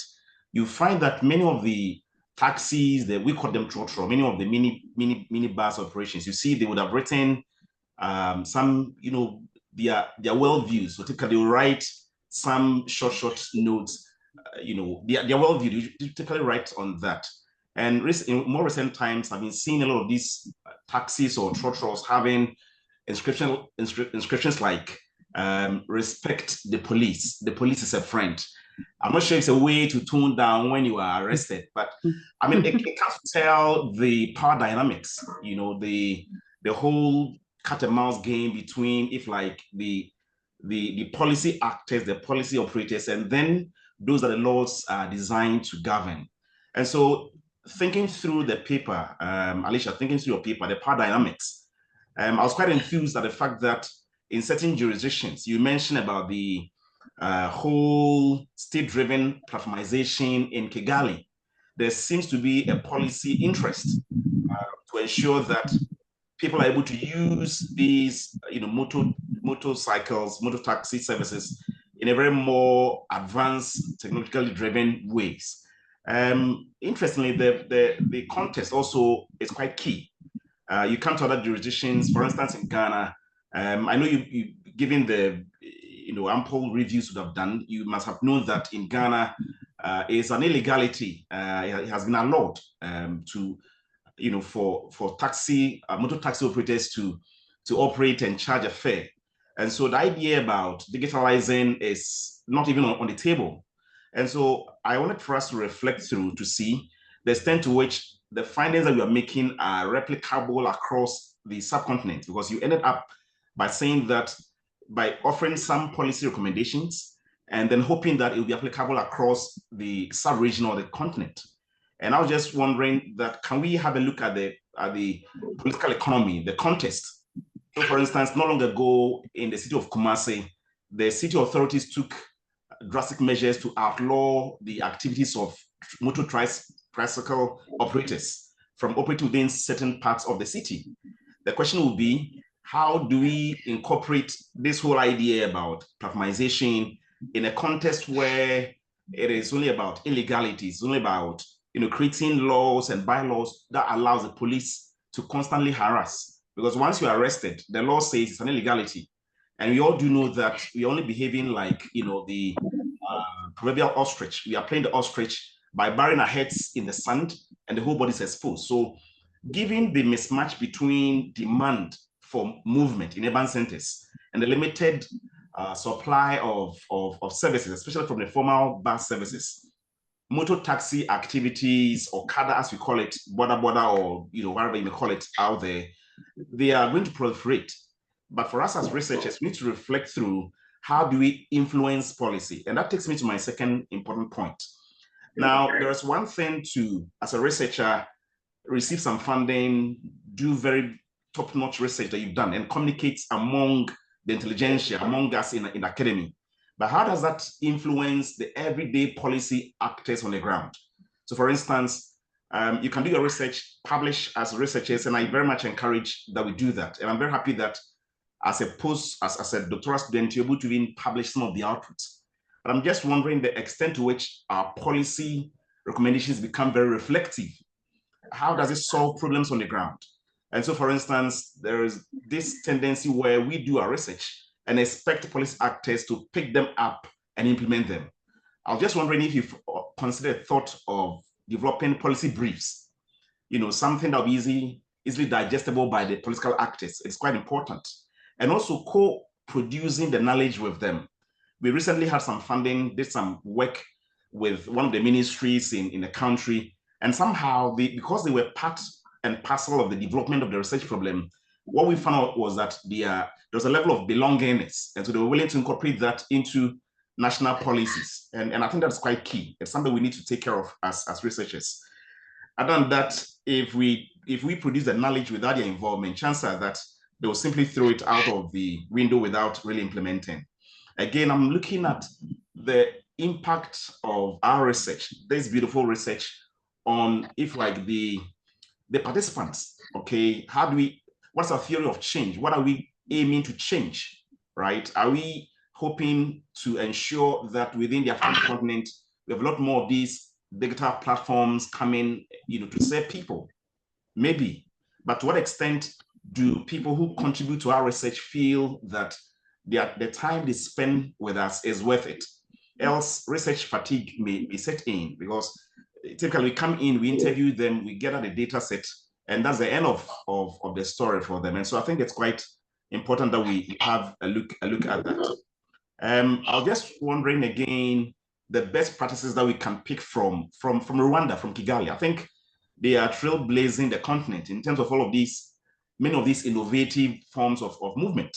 How do we ensure that the findings that we have generated in a limited scope, but how does it become applicable across the wider region? So it is quite important. And the last point I'd like to comment on, as we all reflect on, typically regulations lag behind innovation. You have, venture capital, startups coming in, doing some marvelous deeds, and before regulators are aware, they have overwhelmed the system. They become very disruptive. From the perspective of the law enforcers, from the regulators, they may see this as disruptive to the status quo. And so they want to first try to find ways to either outlaw or admit that this is a situation and try to reduce as well. So going forward, I think we need to reflect through that. From the perspective of the innovators, they may say that, policy actors, regulations actually stifle innovation. So I want us to reflect. To what extent do we allow our research to bridge that gap between the inventors, the innovators, and then the policy actors within the bigger urban centers where we do our research? So basically, it's an interesting conversation. I want us to reflect on all of these, such that going forward, the research really gets legs to walk on, to solve real everyday problems on our hands. Thanks so much, Winnie. Thanks so much, Ernest. I think we'll just, the presenters are keeping the notes. I'll give them the first opportunity when we get to the plenary. So keep taking notes. I will now call upon our last but not least presenter, Harry. So Harry, as I introduced you, you can post your PowerPoints up. Harry Skalakam is a research associate at LVMT, École de Pau, and teaches at Sciences Po, Paris, and is an adjunct senior lecturer at the University of Cape Town. He also works as an academic and research consultant with global and regional organizations, including CODATU, VREF, Sub-Saharan African Transport Program, and GIZ. His work focuses on public transport reform and related institutional and academic capacities in Sub-Saharan African cities. So Harry, it's your time to go ahead, but I can see the screen on my side is black. I don't know whether that's only on my end. When it's showing as sharing, let me just... Okay, all right. Can somebody else maybe just comment on whether they can see it? It's black. It's black. It's black. It's black for me too, Harry. Share again then. Yeah, just share again. Okay, you're good to go. Thank you. Yeah. So this is a presentation on work in progress, which I'll get to later on in my chat. But really the culmination of several streams of work over the years, based on projects that I've been involved in, that colleagues in the VREF network have been involved in, and several conversations within CODA2, the NGO, the international NGO of which I'm part, which is based in France, on a lot of the topics that we have spoken about in today's forum, around public transport and informal public transport in Africa, and specifically the capacity aspect of this, who does what, who's supposed to do what, and how we as a collective and as individual organizations can work together. So this is a discussion paper that I'm working on with colleagues in CODA2. Two of my colleagues are here, Sulaine Bafi and Sophie Montplaisir, that have been instrumental in actually getting us to this point. It's a project funded by the VREF, but also coming out of conversations with the VREF. Holger has been very helpful in guiding this along, but also with conversations with Jackie, with Roger, with sorry, too many people to mention here, but I just want to give you a glimpse into what we are doing. And around the end of the year, the VREF will publish the results of this work in the form of a discussion paper or a think piece in VREF speak.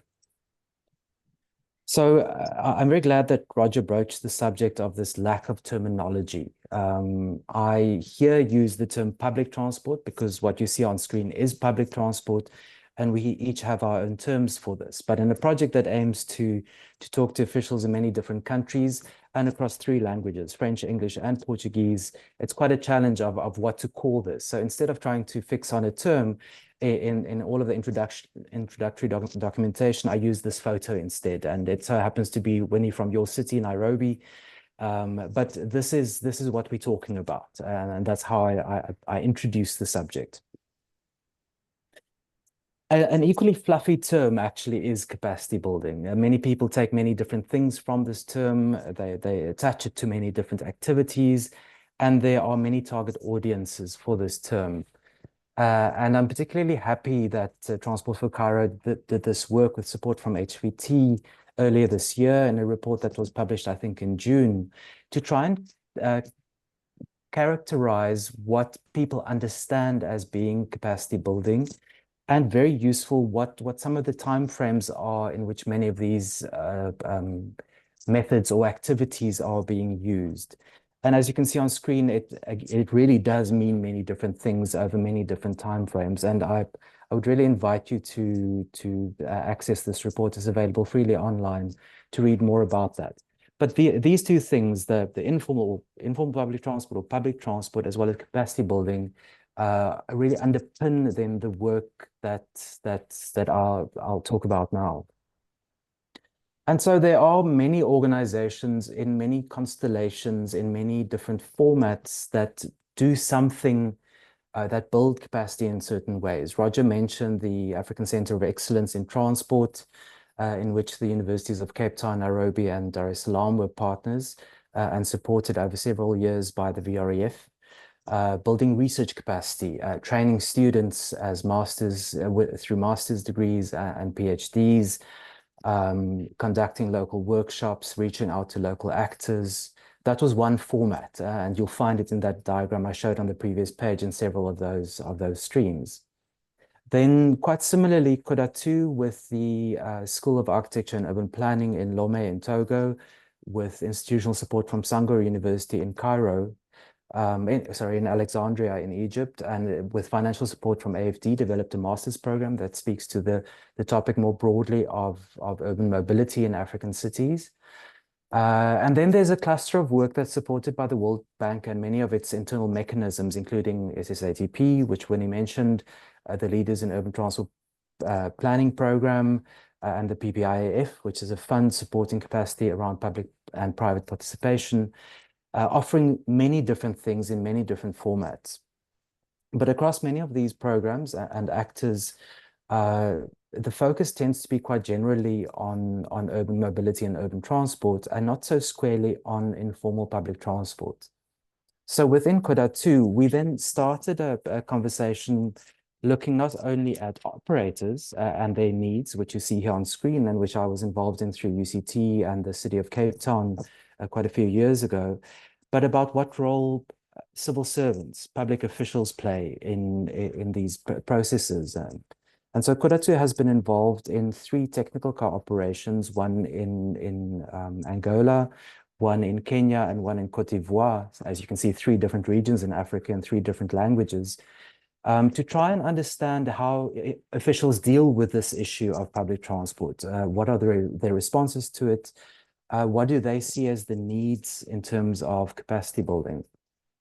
And one of the reasons why this is important to take on as a project, and actually why we are working on this discussion paper, is to date, there has been very little assessment of the impact of capacity building. So while in many of these different offerings, there may well be a survey at the end of the program or at the end of the course, there's not a continuing discussion about actually what value the participants extracted out of being part of these programs.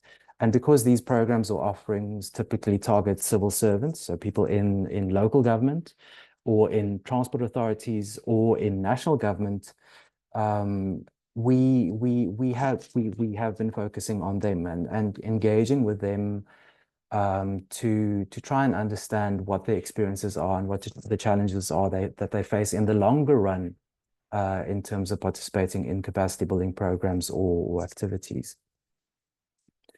So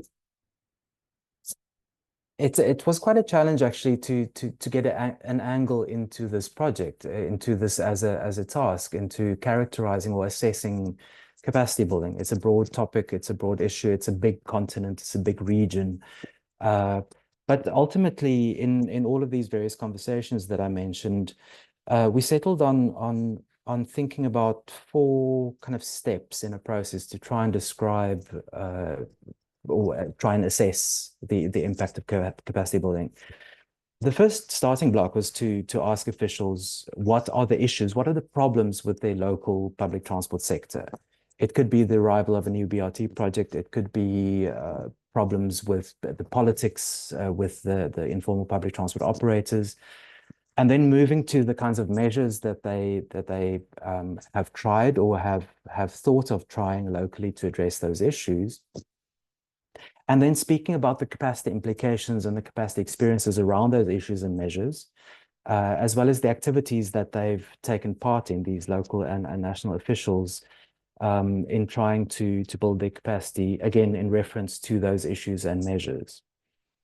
And then in actually undertaking the research, which is what Sophie and I have been working on full steam for the last 2.5 or so months, has been to on the one hand, work on developing a questionnaire that we can use to prime officials for interviews with which we then follow up. And in the next few slides, I'll show you how we conceived of it, first in terms of the questionnaire and what the responses are, and then in terms of the interviews with which we followed up on then after that. I'm not going to talk about the issues, the problems. That's already quite well covered in the literature. But in terms of the measures, we looked across work that we as a collective, again, in all of these different networks and formats have been involved in, and formulated this list that we sent to officials to answer before the interviews to get a sense of what they've tried and what they've worked on locally. And just so you get a sense of who we were talking to, we have targeted 9 different countries in West, in East, and in Southern Africa, and not all major cities. And as I mentioned previously, not all local officials, but the primary target audience for this work is local officials. And because we know they're pressed for time, we phrase it as a tick box exercise or as a tick box method in part, this questionnaire, rather than asking them to describe what they've done so that we make their lives a little bit easier. And so you'll see various things on screen. This will be part of the report that's published in a little bit of time. But what we found in the 9 interviews we've been able to conduct so far is a predominance of certain measures that officials in national local governments have introduced. And the more intense colors are where more people have said that they've tried this. And as you can see, and it's no surprise, a focus on laws, decrees, or regulation is one of the biggest things that have been tried to deal with problems. And some of the more nuanced tools in this kind of toolbox remain unused, and it's important to understand how they are, why they may not be used. So in each of these steps, we sent a questionnaire beforehand, and then actually used the interview to unpack the responses of each individual, how they answered. And the responses are different, and so we got these differences in, but in broad terms, these are the findings in terms of the measures that officials are trying.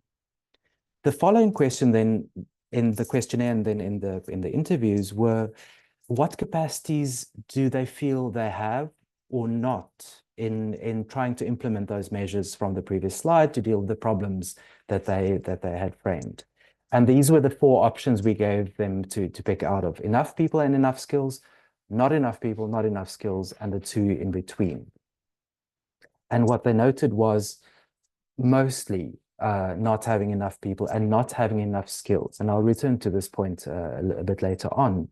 And then some people say, okay, well, we may have enough people, but not enough skills. And so those are kind of technical or disciplinary skills. Others say that they have all the skills, but not enough people in different cities and different countries. So it's important to then bear this in mind when they talk about capacity. Then when we come to capacity building activities, we again gave them a list, and this builds in large part on the work that Transport for Cairo has done, with some additions of particular things that we found in our internal conversations and planning. And we gave them this list again, so to see in terms of those skills that they're missing or people that they're missing in their local structures, what have they tried? And again, the more intensive colors are the things that came up more regularly. So people attend seminars like this one we're all in now, or webinars. Study tours are quite a common tool that is used. And of course, consultants, and particularly dialogues and meetings with external consultants or experts to help build capacity. But people organize local workshops. A lot of those organizations I showed a few slides back run workshops on site or online to deal with particular issues. Some governments have technical working groups, or there may be regional technical working groups, or for instance, the UITP has a technical working group on informal public transport, and people join those. Then some people attend courses, attend conferences, or attend free online courses, but there's quite a few of the tools in this toolbox, again, that are not being drawn on in dealing with capacity constraints in terms of people or in terms of skills. Then some notes from the interviews, and I said the intention was actually to have finished all of the interviews for this presentation, but it's still a work in progress from that point of view. But I think it's important to start up front with what underpins a lot of the conversations that we've had. Transport and mobility, or informal public transport, is in a multidisciplinary field, but very often the officials who tasked with this very complex system come from a civil engineering background. And this is actually from one of the respondents who trained as a civil engineer, what she said she had realized in the last few years. That is not just about concrete, about the roads, about the physical objects, but you really also need to know how to make them work. And a key gap that we find in terms of what people know or what they seek in terms of capacity building is how to make those physical things work together. In effect, how do the politics work? How do the processes work? How does planning work against this background of physical objects? There was a concern because a lot of the institutions supporting capacity building are foreign, that when they leave from a particular process, the expertise that they brought to bear also leaves with them. And there is a concern around knowledge transfer and knowledge retention locally. Another set of concerns were around in-office dynamics. Officials have very heavy workloads, and they don't have control of their day quite often.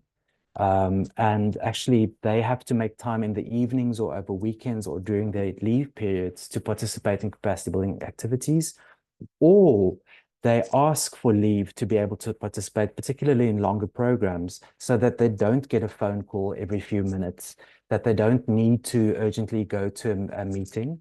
And actually, it's made a lot of sense for officials to go and study outside of their home city or their home country so that they could get a respite from the office responsibilities.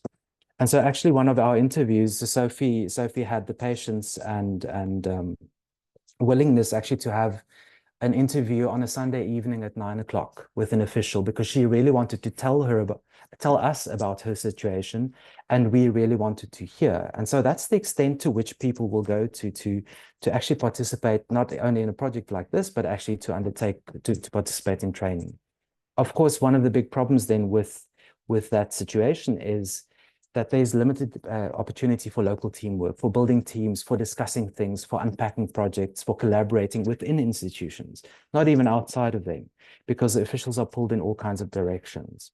Another way in which they're pulled in different directions is that they get promoted. They get promoted to a more senior position, to a political position, or to different departments. And then what they have been able to learn on the job is lost to that department when they get promoted. And it's kind of unplanned. It's not that it's unwanted, but it's unplanned. And so it's very difficult to make allowance for that.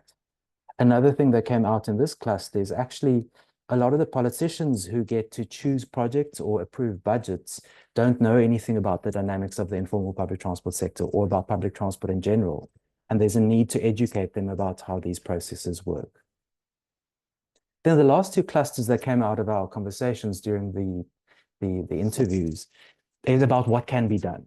And how the current situation works into or works against what can be done. The first is there's a need for long-term investment in a next generation of technical officials. And that starts with universities, but it's not only exclusive to them, that there's a need for training for opportunities locally and elsewhere at a regional level or with large international partnerships to train officials to deal with public transport and the integration of the informal or the formalization or hybridization with the formal and informal.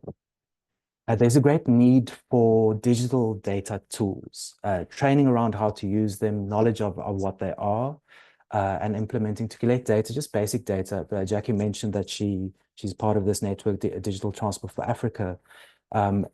Those tools that DT4A has is people don't know how to access them, how to work them, and they'd love to know more. Also to collect baseline data on their operations. Jackie, you're also part of the Digital Matatus project, and there are several of these projects mapping minibuses across different African cities, and officials want to know how to use them. Another thing also tied then to PRISM is that officials really would like to twin with other cities. Roger mentioned that the kind of the currency in our field is case learning of what worked and what didn't work. And the officials we spoke to second that. They really would love to connect with other cities, whether it's in their own region or across Africa or elsewhere, where there are experiences to help them with understanding and knowing what they can do in terms of process plans. A big challenge is that universities are unevenly distributed. Some countries, and it comes out in the results that Roger presented at the start of today's session, is that universities are clustered in a handful of countries, and some countries don't have any. And that means that this long-term investment, for instance, through the VREF's chest of tools, is very difficult where there is no local university. And we need to think across it.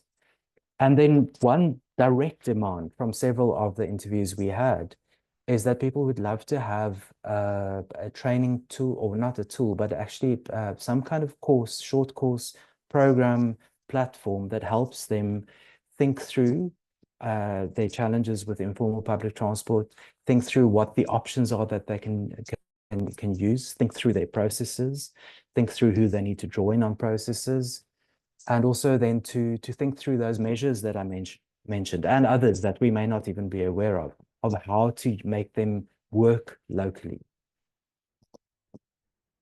So then in terms of the way forward, we want to complete our interviews because we really want to hear from officials in as many countries as possible.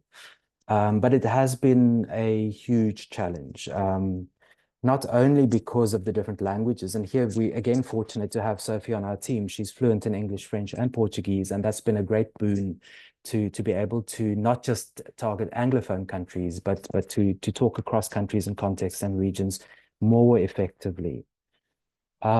These different directions that officials get pulled in their local job, that has also affected our capacity to, or the possibility of undertaking interviews.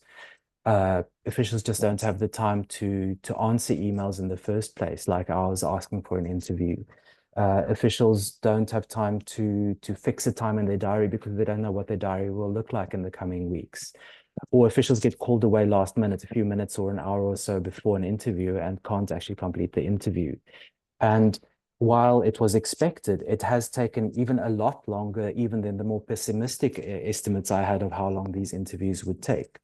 And actually, it's quite more of an ambitious project than I had imagined when I started on these conversations with all of these colleagues involved in setting up this work. So it's really a problem.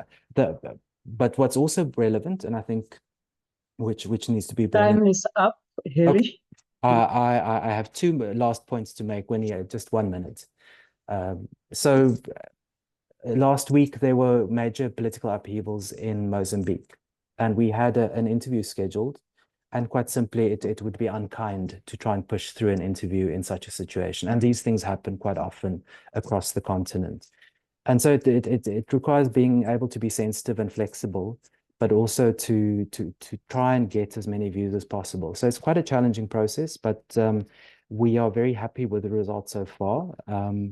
And then the last point I just wanted to make is one of the things that we then want to do going forward after this work is complete, is to apply for funding to develop something that we can pilot in 3 different cities in these 3 different kind of regional languages or broader language groupings, to test what we can do to respond to these questions or to these requests that have come out of the work that we've done so far.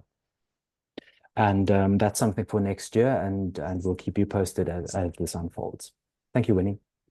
Thank you. Thank you, Harry. That's really interesting, and we are really looking forward to hearing more as it unfolds. Some quite interesting issues there. Okay, Farida Mawad will reflect a bit on what you presented. She is an urban mobility and sustainable development expert.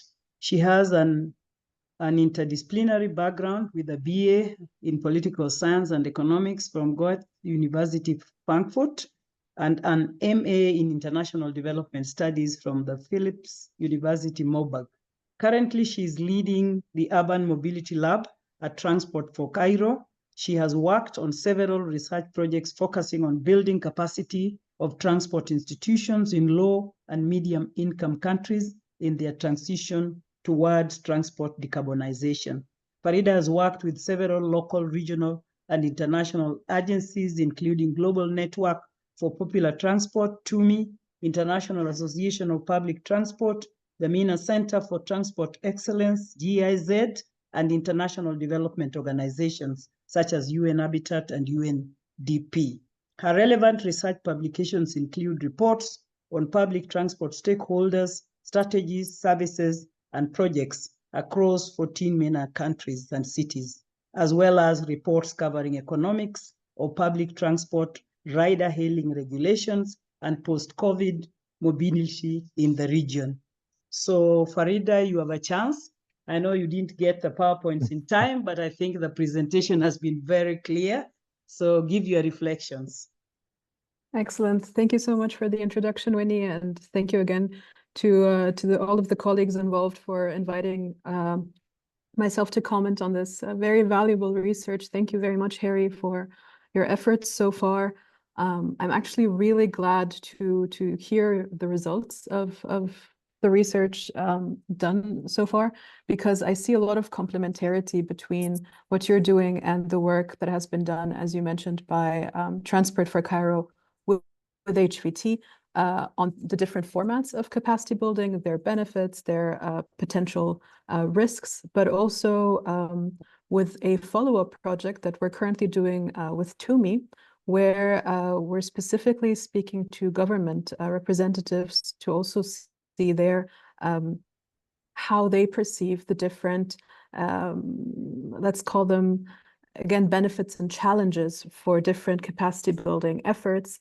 And then we try to, and I think that would be a recommendation from my side for your project as well, to potentially disaggregate capacity building and disaggregate capacities across the 3 sub-levels, namely individual capacity. So those of staff, whether they have enough staff, as you mentioned, this is sometimes not the case, what the qualifications of the staff are, whether they're also, well-versed and well-trained in matters regarding sustainability of transport, and not just, having an engineering or a transport planning background.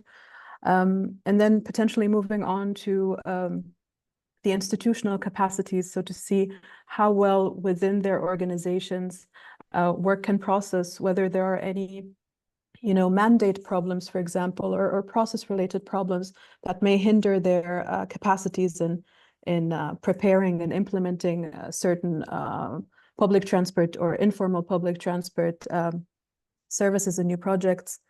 And finally, and I think a lot of what you mentioned also falls into that category, is the enabling framework. So the 3rd level, which is more about the regulatory, the political, and the socioeconomic external conditions that are in many cases directly influencing how well transport institutions can function.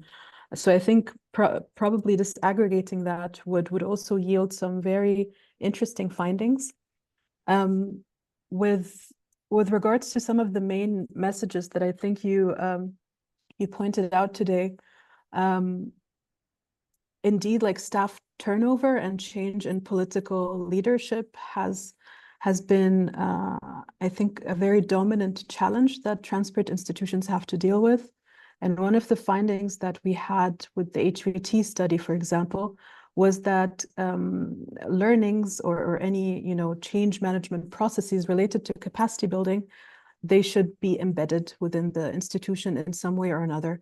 One of the experts we had spoken to at that time recommended having a learning management system, so something like an internal software or a module that all employees should basically cover in order to advance not only their knowledge, but also advance in their careers. It's of course great to suggest, but difficult to apply, but this might be something to look into. In the current research with TUMI, we were actually, so I don't want to give away too much of the results because we're still analyzing them, but we also saw that study tours were one of the main formats actually preferred by transport institutions, which also kind of makes us wonder, because when you look at the overall climate of donors, they don't typically like to go for study tours because they're quite expensive. They can't cover too many people attending them, etc. So I think that is also something to reflect on a little bit when recommending that. You mentioned twinning with other cities.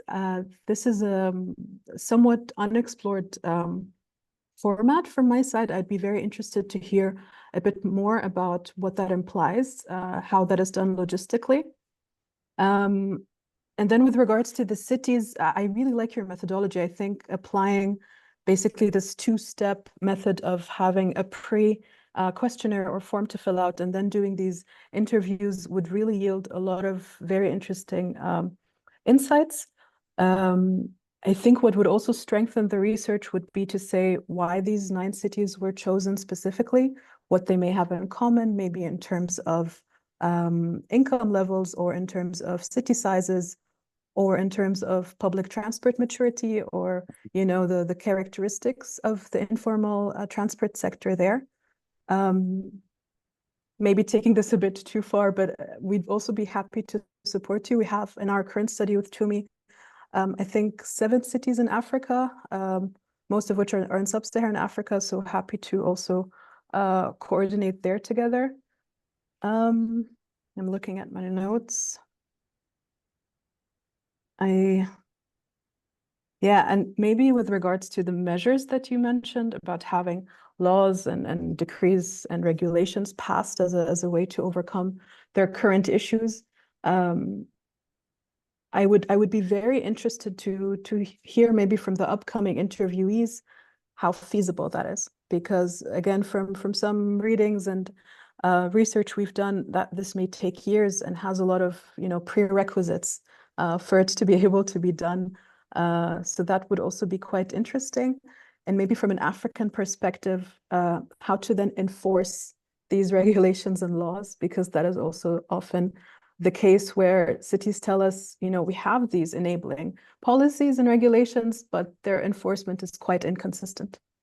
I think I'm going to stop here because I don't want to take too much time, but thank you again very much for the very valuable research.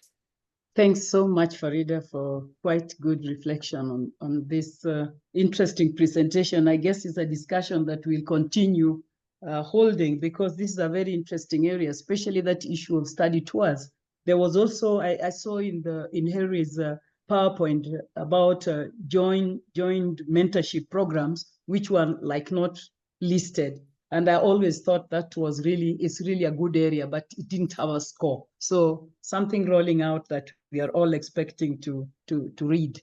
I will just now go back in a very unique way. First of all, I would like Alicia, if Alicia wants to spend a minute or two just to reflect on some of the comments that were raised. And then after that, I'll go to Roger. I think, Roger, there was an issue that was raised by Chebe about regulatory framework. And then I will ask whether the other two have any other 1 minute or two on reflection, but those were very specific. Mm-hmm.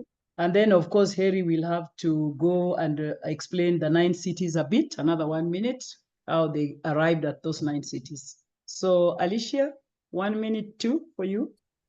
Hi, yes, I will try to use the 1 minute wisely. Just to respond to Jackie's question in the chat about venture capital, it's not that venture capital is bad. A lot of the startup folks we spoke to reference the need for capital in order to, and funding in order to sort of innovate.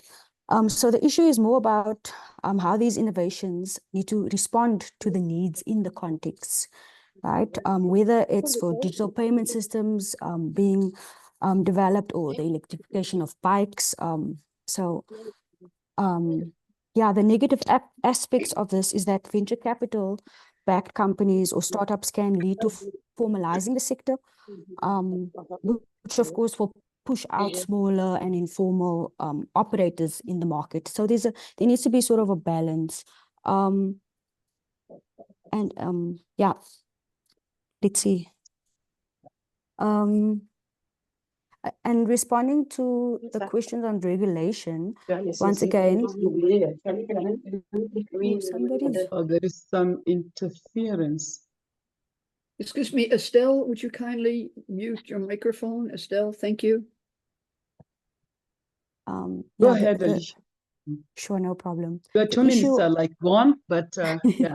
The issue, I just wanted to say, the issue of regulation, again, it's not about more regulation in the system. It's about being savvy and flexible about the regulation. There's no point in regulating the workers if we're not regulating the startups and the sort of big tech companies. Yeah, I'll stop there with my 1 minute. Thank you. I'll get to Roger. Roger? Thanks. I just need to reply very quickly then to some of the comments of John Mark. Just 2 things I think that I need to reply to. The one point that he was making was about the importance of the colloquial names to cultural identity. That sort of, Trotro, Matatu, Dalla Dalla, Danfo, Okada have really important local names. I wasn't, just to clarify, I wasn't suggesting that in any way we try and prevent people from calling a matatu in Nairobi or a Danfo in Lagos. It was more just for the academics who write about these things to refer to these things as examples of paratransit or popular transport or whatever the case is. So I wasn't for a minute suggesting that we kind of ban local names at all. And then just on the naming thing, you made a very good point that operator means different things. So in Cape Town, for instance, when we think about a public transport operator, we think about a bus company or the owner of the vehicle. Whereas I know with one of my doctoral students, when he talks about an operator in Kampala, he's talking about the person who operates the vehicle, and otherwise the driver. So I try to avoid the term now and actually talk about vehicle owners and vehicle drivers, just to be clear. Thanks. Thanks, Roger. Did we also cover the question from Chebe Polycarp, or are there any regulatory frameworks streamlining bicycle taxis, which are common in Kigali? Did you come across any regulation streamlining bicycle? Of bicycle, wow, I did have a student some years ago from Mombasa looking at bicycle taxis, border bicycle taxis in Kisumu and Nakuru, and there were regulatory frameworks then. You know, the border operators were, and there I go using the term operator, they were required to have an operating license. But I think in many respects the bicycle taxis are very rapidly being replaced by the motorcycle taxis. So to the extent that the border now, basically most people think of motorcycle taxis. Thank you, Roger. Harry, have a go at you. I think about 2 issues, some 2 minutes or less. Yeah. Yes, so the choice of cities, and I see Ariana's comment also about the choice of officials. Yes. Now, Farida, I think it came from a conversation that you and I had with Khada earlier this year about there being no precedent for this work. People don't do large-scale assessments. So the kind of slick answer to that and to Ariana's question is it was pragmatic. It was where we had a contact, where somebody would be likely to respond positively to a request to be interviewed. But at the same time, we really wanted it across different languages. So we tried a balance between languages and a balance between regions. And then as much as possible within a very limited pool of potential respondents, people in cities or countries that are in different processes along that continuum that Roger showed on the way to acknowledging and incorporating informal transport in a bigger system. So we tried to mix and match cities, but it was very much pragmatic. And we don't really have a choice in the official we interview. At the same time, that creates bias because you're speaking to people who are willing to speak to you. But at the same time, some people of our respondents were very critical and others were very complimentary about what they've been part of. Study tours, you know, some of the people that have gone on study tours have gone to South America or to Europe, and they didn't necessarily learn something about their local context, but they were out of their local context for a week where they could switch their phone off, disengage, at least in the daytime, and connect with colleagues in an office right next door to them in their home country or city, which they're not able to do elsewhere. So the opportunity just to kind of let your dream a little bit about what you can do about trying new things, learning about new things, that's an opportunity, a key opportunity for the study tours. What we've tried in Kura 2 with the first group that we did was to bring a group from Abidjan to Cape Town, because they are faced with trying to implement a very difficult BRT project. And Cape Town has over many years had some success in building a BRT system.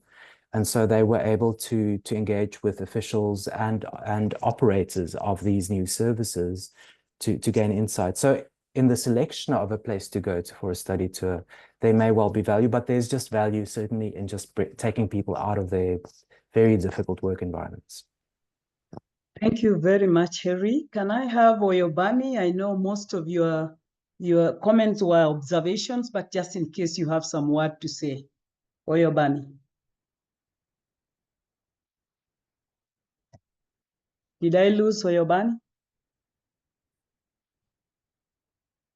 Okay, in the interim, is there? Yeah, go ahead. Yes, I Prof, thought I thank lost you. No. Thank you very much, Prof. I agree with most of the comments, especially when it talks to issues around operator. The focus of our study is mainly targeted at drivers, although we did try to capture some of the taxi rack because some of them are owners, not necessarily the drivers of the taxis. And when we look at issues around harassment, I agree to many of the comments, even down to what was dropped in the chat, issues around looking at behavioral change for police officers, especially when we speak to issues around harassment and well-being of these operators. Innovativeness, yes, and you find out that even down to the drivers, the innovativeness is quite interesting. And one of the adaptive measures, which was quite innovative, speaks to issues around changing routes and changing traffic time, and even mobility time. And these things have implication for household, have implication for even the city. So I agree with many of what our commentary said, and it's quite interesting. And I think just like they mentioned, looking at places of co-creation and co-participation as it relates to operator and public officers needs to be further looked into. Thank you very much, Prof. Thank you very much, Obami. I know I don't see any comments on the chat unless, Jane, you are seeing and I'm not seeing. But if there is anybody who has a comment in the next 1-2 minutes before I give Jane a chance to give us some last words towards the end, we'll wait to see if there is anybody who has some comments or observation. Good. Winnie, if I could. Oh, yeah, sure. Take that chance. I forgot to mention, Jackie, you've got all of those living labs that are part of the PRISM network. And I can really see people benefiting from the knowledge that you plan to share in that network, just out of what you find, but also being able to tap into colleagues in other cities that have tried things that won't work or that they don't know how to make work. So I think there's a fantastic opportunity to transition between research and people in practice in government dealing with these problems. So there's several more conversations with you and your colleagues in the PRISM network as well in the coming months and years. Thank you very much, Harry. I think this has really been an interesting discussion, and more so ending up with issue of capacity. And if listening to all the presenters, we see a lot of gaps, and sometimes one wonders, how do you fill these gaps, especially the presentation on harassment, where we find is both sides. Sometimes people, I think in that presentation, there is a hint to people not knowing the law, but sometimes when you see what goes on the ground, you think they really know the law. Some direction is about training, and we are questioning, is it really training? And if it's training, what type of training do people need? So I think these are really gray areas, even when it comes to capacity building. And I think Harry's presentation has quite highlighted the issue that a lot of capacity is done externally, and that is also a major gap.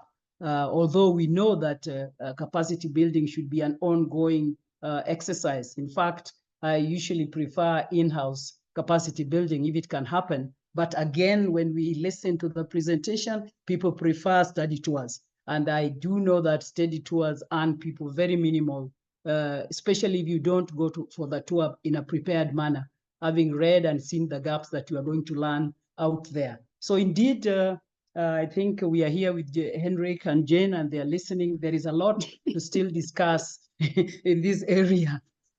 And I will therefore call Jane to loop into my, talking and then just continue. Thank you. Fine. Thanks very much, Winnie. And I certainly join your comments. This has been a very exciting, stimulating session. Lots to be done. Lots of great ideas here. I want to thank the speakers in particular for really excellent presentations. Also the commentators for being so on point. Our moderator keeping us focused.